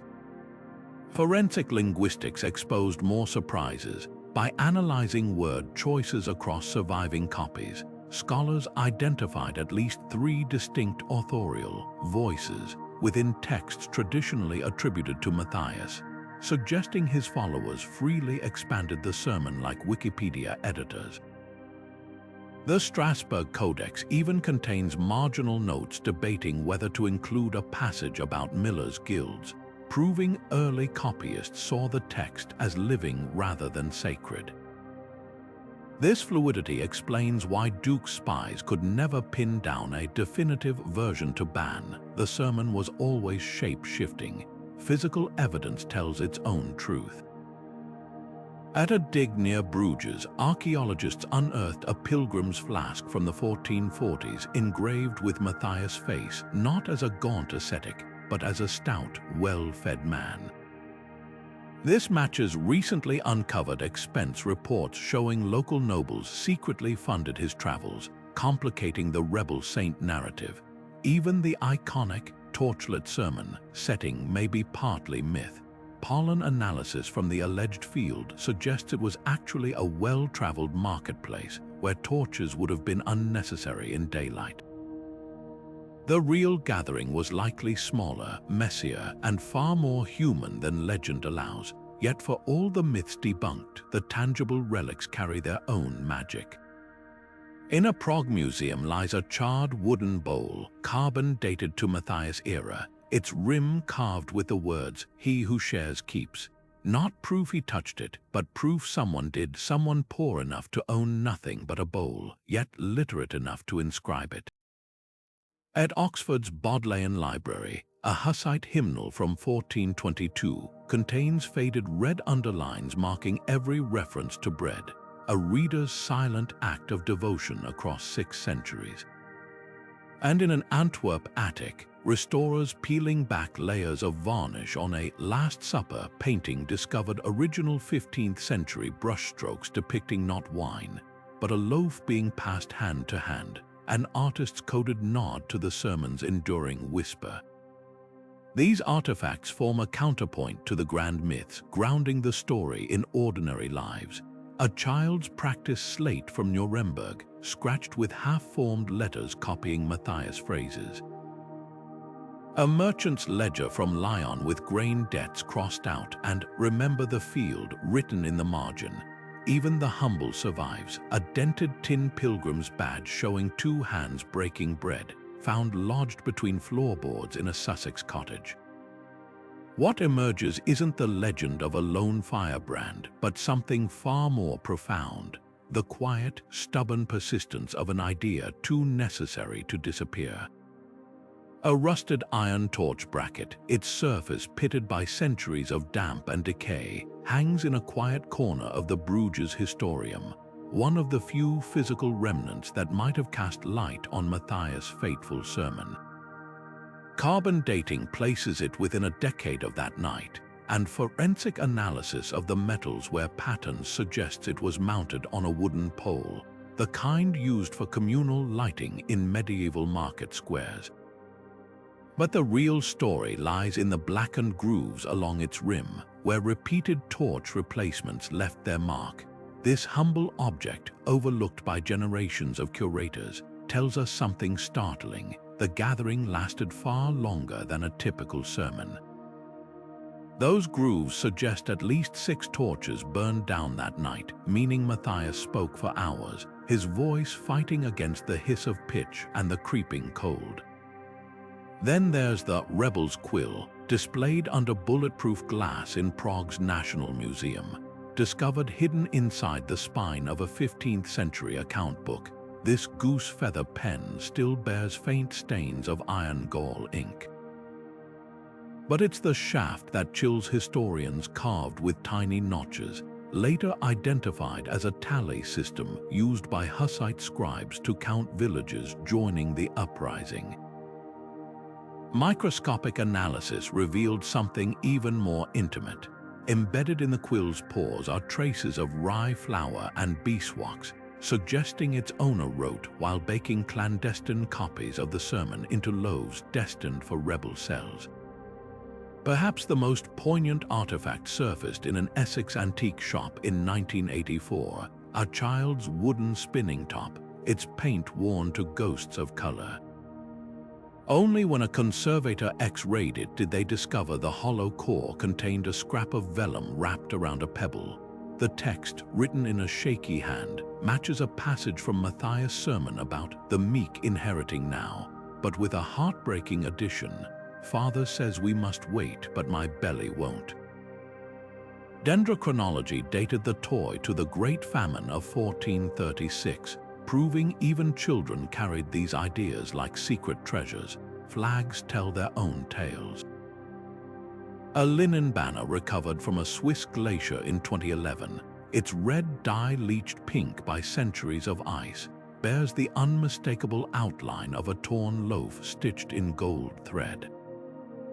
What makes this relic extraordinary is the forensic trail of pollen grains trapped in its fibers: rye from Bohemian fields, olive from Provençal groves, even a rare alpine flower that blooms only near certain mountain passes.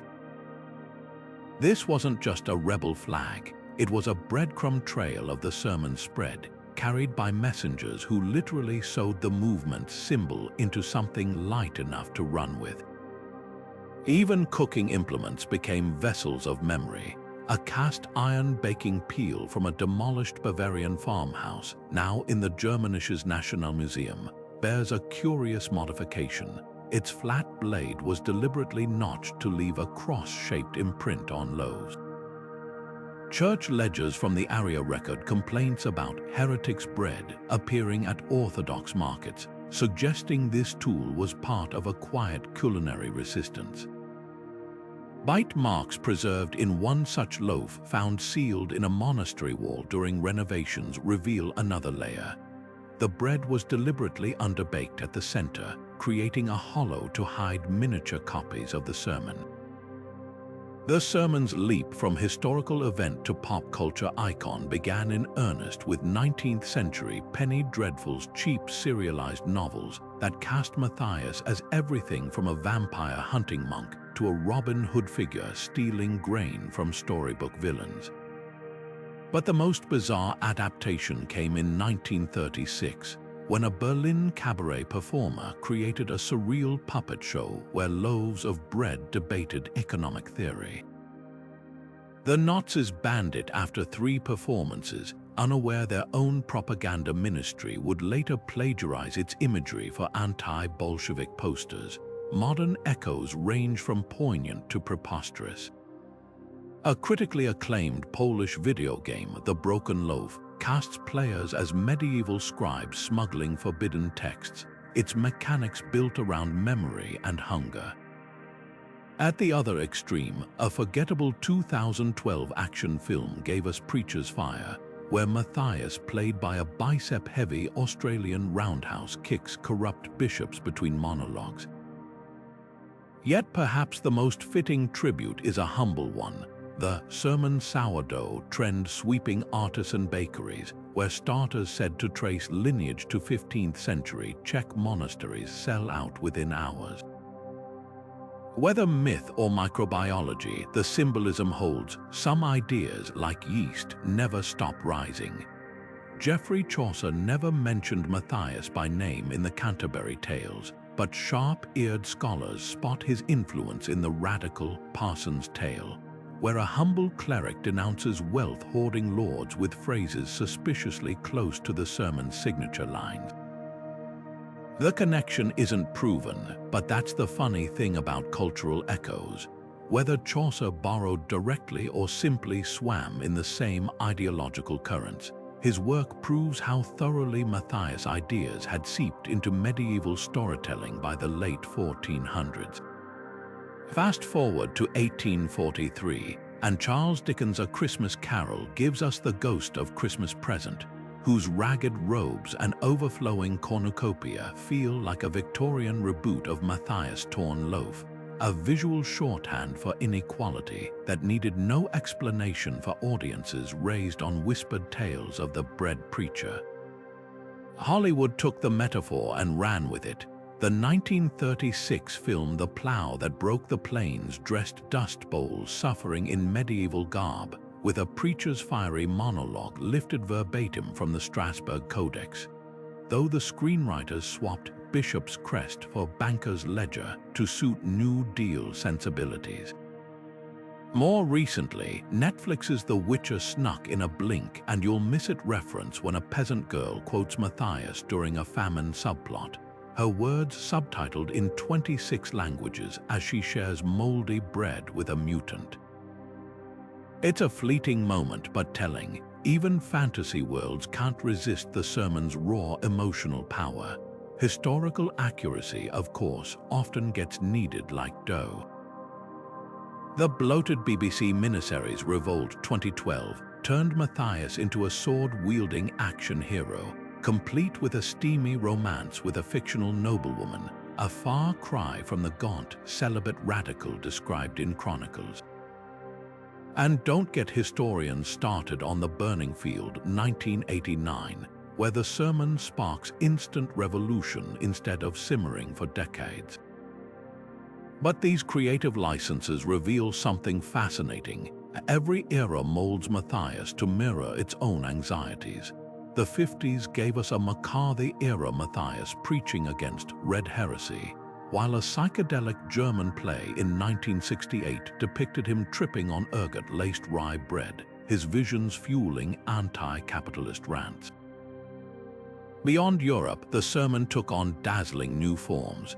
A Japanese no-play from the Edo period transformed Matthias into a wandering monk testing villagers' generosity with a magical rice bowl, a clever cultural translation where bread became rice and Christian charity merged with Zen koans.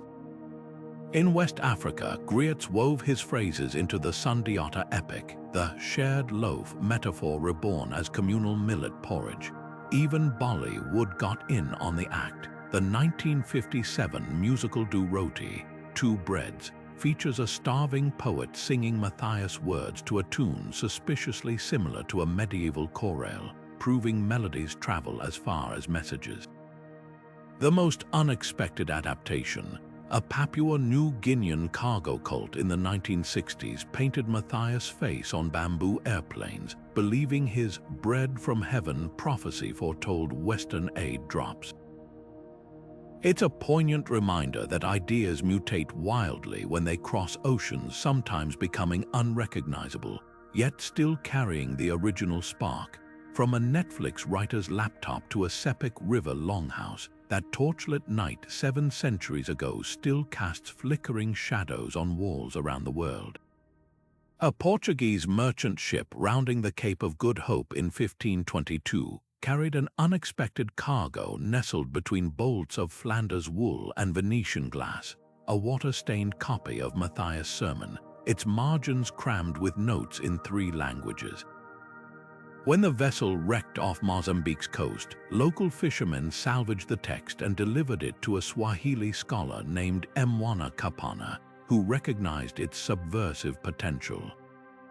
Within months, her poetic adaptation Bread of the Wise was circulating through East African trading towns, blending Matthias' metaphors with Quranic verses about sustenance as divine right. The fusion was seamless where Matthias spoke of heaven's oven. Kapana wove in imagery of communal Swahili stone bake pits called Jia. Gold merchants from Kilwa to Mombasa began quoting her version in disputes with Omani tax collectors, proving revolutionary ideas travel as easily as spices in a tea household. The sermon's leap across the Indian Ocean took an even stranger turn in Goa, where Portuguese colonizers unwittingly spread it through their own missionary schools. Jesuit teachers included excerpts in Latin grammar books as examples of rhetorical style, never realizing their students, the mixed-race Luso-Indian elite, were secretly translating it into Konkani as critique of colonial land grabs. By 1580, a Goan lawyer named Antonio Costa was using Matthias' phrases in court defenses of rice farmers, arguing that Hindu concepts of anodon food charity and Christian communion were 2 flour sacks bearing the same grain. The colonial governor finally banned the text after spotting it referenced in a carnival float mocking his gilded carriage, proof that satire had become the sermon's new parchment. Meanwhile, across the Atlantic, an enslaved Yoruba herbalist in Bahia brewed a different kind of resistance. Oral histories tell of a Dunbai, known as Mi Du Pao, Mother of Bread, who recited Matthias' words while distributing cassava loaves laced with memory-enhancing rosemary. Her disciples, mostly women forced to bake for plantation houses, whispered the sermon's lines into bread dough before baking, believing the heat would carry its essence to anyone who ate it. Spanish Inquisition records from 1623 describe their bafflement when interrogated kitchen workers kept referencing a ghost who preaches through the oven, unaware they were channeling a medieval European's words into Afro-Brazilian spiritual resistance. The most surprising apostle emerged in Kyoto's underground Christian community. After Japan banned Catholicism in 1614, hidden believers developed Fumi-e images of saints disguised as everyday objects. Among recently discovered artifacts is a 17th-century rice basket with Matthias' face woven into its bamboo strips, visible only when held at dawn light. Accompanying scrolls reveal the sermon had been adapted into a koan-like riddle. If Christ's body is bread and bread is shared, then where does the master's table end and the servants begin? This Zen-Christian fusion resonated so deeply that Tokugawa officials noted with alarm how even Buddhist monks debated it, proving censorship often amplifies what it seeks to silence. These global reinterpretations did more than spread the sermon. They transformed it into a bridge between faiths. In Ottoman Aleppo, a Sufi mystic named Sheikh Halawi composed a Qasida poem comparing Matthias' torn loaf to the Islamic concept of baraka, blessing through sharing, while Armenian merchants circulated illuminated manuscripts depicting the Last Supper with Christ breaking bread alongside Moses and Muhammad. The shared imagery wasn't just poetic, it became tactical. When Mughal Emperor Akbar hosted interfaith debates in Fatehpur Sikri, Jesuit participants reported Hindu scholars quoting Matthias back at them as proof that the hungry care not for the baker's creed. Perhaps the most poignant synthesis occurred in colonial Massachusetts, where Wampanoag leaders wove the sermon's themes into their resistance.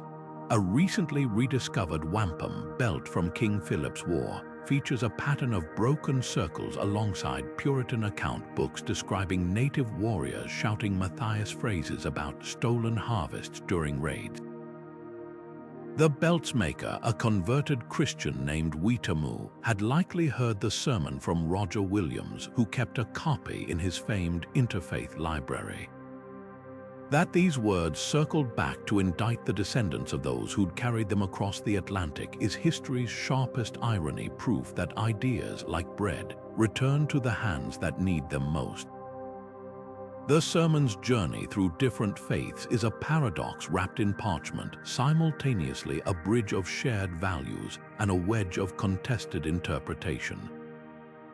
In 15th century Cairo, a Jewish scribe named Ilyah, who Ben Abraham transcribed Matthias' words into the margins of a Passover Haggadah, aligning the shared loaf imagery with the matzah of liberation.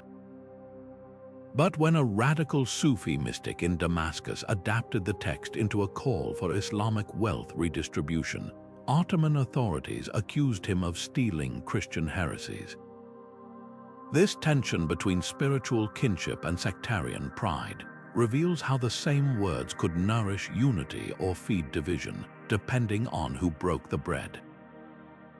Remarkably, some of history's most daring interfaith experiments drew direct inspiration from the sermon's essence. Take the Oven of Abraham initiative in 16th century Sarajevo, where Muslim, Jewish, and Christian families pooled flour to bake communal loaves during shortages. Their charter, preserved in a Franciscan monastery, quotes Matthias' line about heaven's demand alongside Quranic verses on charity and Talmudic teachings on harvest ethics. For nearly 80 years, this fragile alliance survived political upheavals until a Venetian spy's report warned the Pope that bread brotherhood was eroding doctrinal boundaries. The subsequent crackdown proved how threatening shared sustenance could be to those who thrived on division.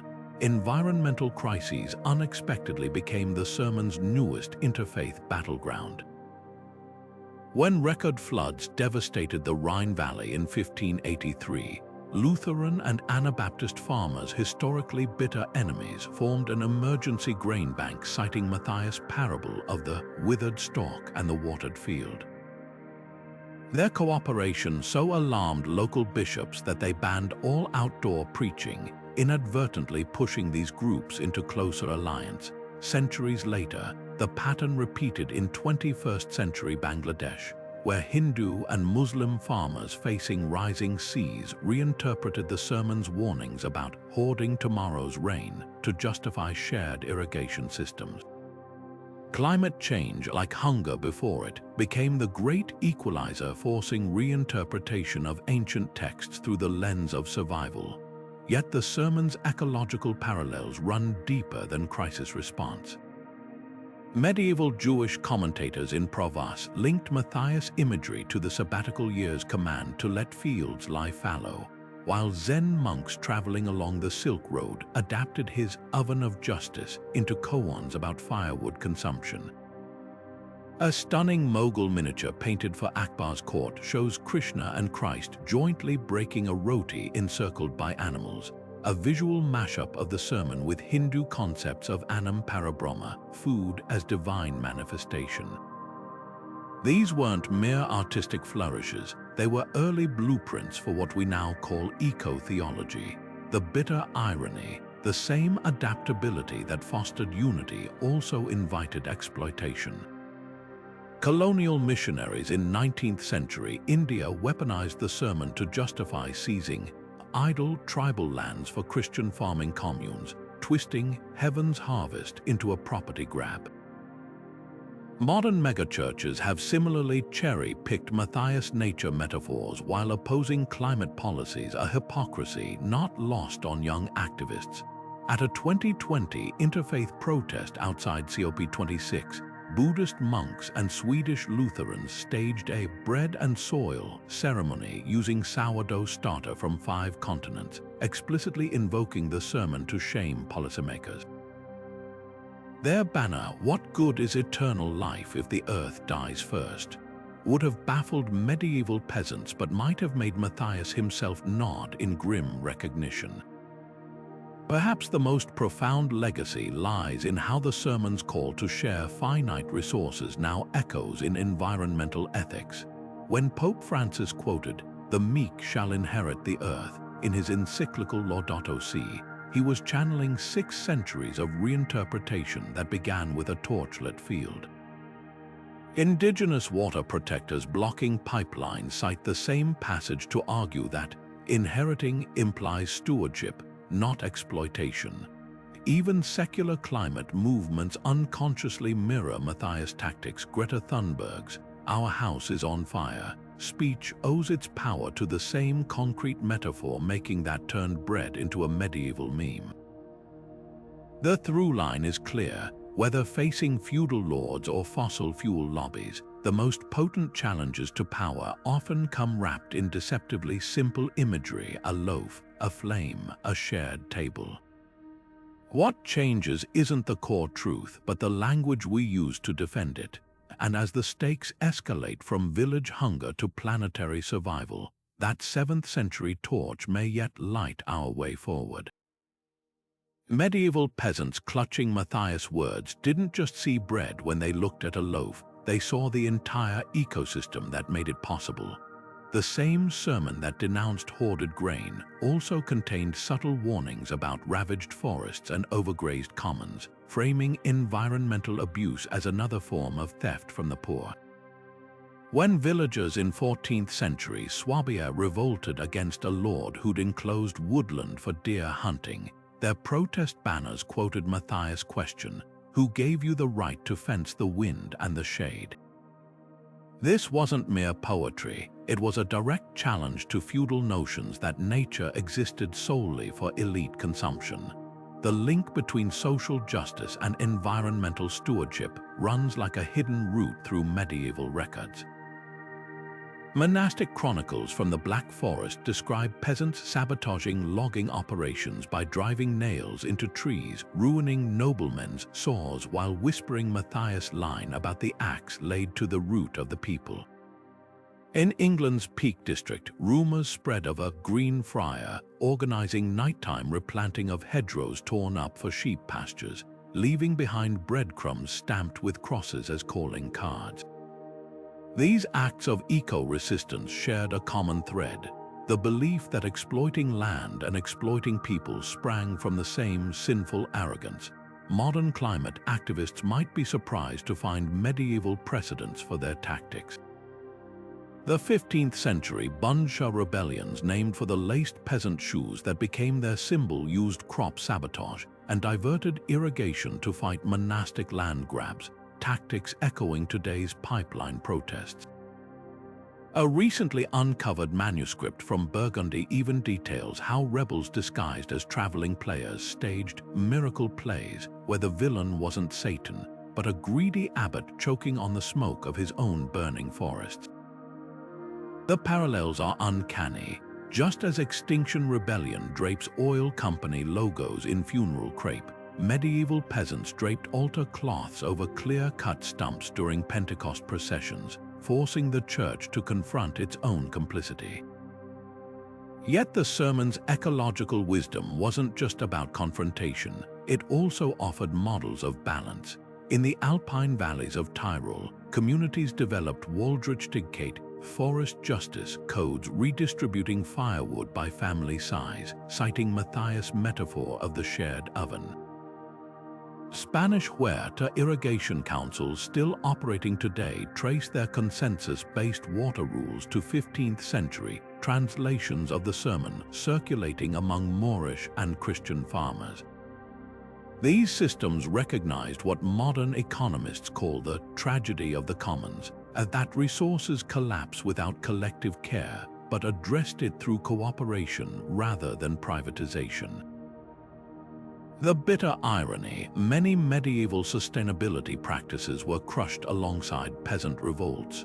When the Habsburgs suppressed the Tyrolean uprising of 1525, they didn't just execute leaders, they abolished the Waldrichtigkeit system, replacing it with punitive logging quotas. Within decades, deforestation triggered landslides that buried villages under mud, a disaster locals called Godsbrotmangel, God's bread shortage. This pattern repeats throughout history. The same powers that hoard grain also clear-cut forests, seeing both people and land as inputs for extraction rather than threads in a living tapestry. Today's climate justice movements unconsciously channel Matthias' fusion of social and ecological outrage. When Brazilian land reform activists plant subsistence crops around bulldozed Amazon camps, or when Appalachian miners block coal trains with loaves of homemade bread, they're reviving the medieval understanding that environmental and economic justice can't be separated. Even the language overlaps. The slogan, "We are the roots of the forest," used by Honduran water protectors, could have been lifted from a 15th century rebel pamphlet. What began as a sermon about sharing bread evolved into a blueprint for sharing the very conditions that make bread possible: clean water, fertile soil, and air unpoisoned by greed. The economic implications of this ethos ripple far beyond medieval fields. When Matthias asked, "Why do your storehouses groan while the land starves?" he was probing the same wealth disparities that drive modern climate inequality, where the rich who have burned the most fossil fuels suffer least from the consequences. Venetian merchants recording grain prices next to Matthias' phrases in their ledgers were unwittingly documenting early examples of disaster capitalism, as speculators hoarded supplies during famines to inflate profits. Sound familiar? It's the same playbook used by oil companies today, stockpiling patents for renewable tech while squeezing the last drops from dying wells. Perhaps the most telling parallel lies in who gets blamed for the crisis. Medieval bishops accused wasteful peasants of causing shortages by overbreeding, just as modern pundits scold individuals for plastic use while corporations pump out billions of tons of emissions. The sermon's genius was flipping this script, pointing to systemic hoarding rather than personal failing. That's why its words feel freshly urgent today, not as a relic, but as a mirror held up to our own era's excuses and evasions. The torchlight that once illuminated a starving crowd now shines on melting glaciers and burning rainforests, revealing the same old sin dressed in new disguises. When the sermon's words reached the bustling trade hubs of medieval Europe, they didn't just stir souls, they rattled coin purses. Picture a Hanseatic merchant in Lübeck, fingers sticky with wax from sealing contracts, suddenly pausing as a traveling friar recites Matthias' question, "What use is a golden scale if it measures only greed?" The line cut to the heart of medieval commerce, where the church's own bankers grew fat on interest while condemning usury. Soon, whispers of the sermon echoed in the most unlikely places, chalked onto warehouse walls in Bruges, embroidered into the linings of silk merchants' robes in Venice, even scratched into the lead tokens used to pay dockworkers in Genoa. This wasn't just spiritual descent, it was an economic bombshell wrapped in scripture. The first cracks appeared in the guilds, those powerful medieval unions controlling everything from bread prices to shipbuilding. Traditionally, guild masters justified steep fees and closed memberships as protecting standards, but Matthias' imagery of the shared oven exposed their monopolies for what they were, hoarding disguised as stewardship. In Ghent, weavers began pooling leftover wool to teach orphans their trade, calling it breaking bread with the future. Cologne's fishmongers, inspired by the sermon's call to feed the hungry today, defied guild rules to sell below market price during Lent. These weren't random acts of charity, they were deliberate strikes at an economic system that treated food as leverage and people as ledger entries. Records from the London Pepperers Guild reveal the panic that followed. A hastily scribbled memo from 1422 warns members to avoid quoting field preachers during negotiations, while a Florentine silk merchant's diary confesses nightmares about his account books transforming into loaves that crumble when touched. The sermon's genius lay in its economic literacy. By framing hoarding as not just sinful but stupid, why let grain rot in storerooms while potential customers starved? It appealed to pragmatists and idealists alike. Even hard-nosed traders grasped the irony. A system that squeezed the poor too hard eventually had no one left to buy goods. Fast forward to today's wealth gap debates and the parallel sting. When Matthias described lords gorging on feasts while the farmers who grew the wheat licked chaff from their fingers, he could have been narrating a modern documentary about CEO-to-worker pay ratios. The same arguments used to justify medieval grain hoarding, risk management, market realities, echo in boardrooms defending stock buybacks while employees rely on food banks. A 15th century peasant nodding along to the sermon's critique of absentee landlords would instantly recognize the predatory algorithms of modern rental markets, where faceless investment firms evict families via automated emails. Yet the sermon's economic legacy isn't just critique, it's innovation. The fair trade movement unknowingly channels Matthias' vision every time a coffee cooperative bypasses middlemen to pay growers directly. Microfinance initiatives in Bangladesh operate on the same principle as those medieval Flemish weavers teaching orphans. That prosperity isn't a pie to be fought over, but yeast that expands when shared. Even the blockchain evangelists preaching decentralized finance are, in their way, reviving the sermon's distrust of gatekeepers, though their loaves are digital tokens rather than rye bread. The ultimate irony, some of history's most ruthless capitalists eventually co-opted the sermon's language. Medici bankers commissioned frescoes showing themselves distributing alms with Matthias' phrases inscribed below, while 19th century industrialists quoted, "The meek shall inherit," to justify paying starvation wages claiming poverty built character. This twisting of the message reveals an uncomfortable truth. Economic systems don't collapse when challenged, they adapt, absorbing just enough dissent to stay intact while leaving the root imbalances untouched. But in cobblestone alleys and online forums alike, the core idea endures that an economy measuring only gold and never grace is no economy at all, but a slow starvation dressed in fine robes. When protesters today chalk, "You can't eat profit" on bank windows, or when mutual aid networks swap time instead of cash, they're speaking in the sermon's centuries-old tongue, proving that some currencies never devalue.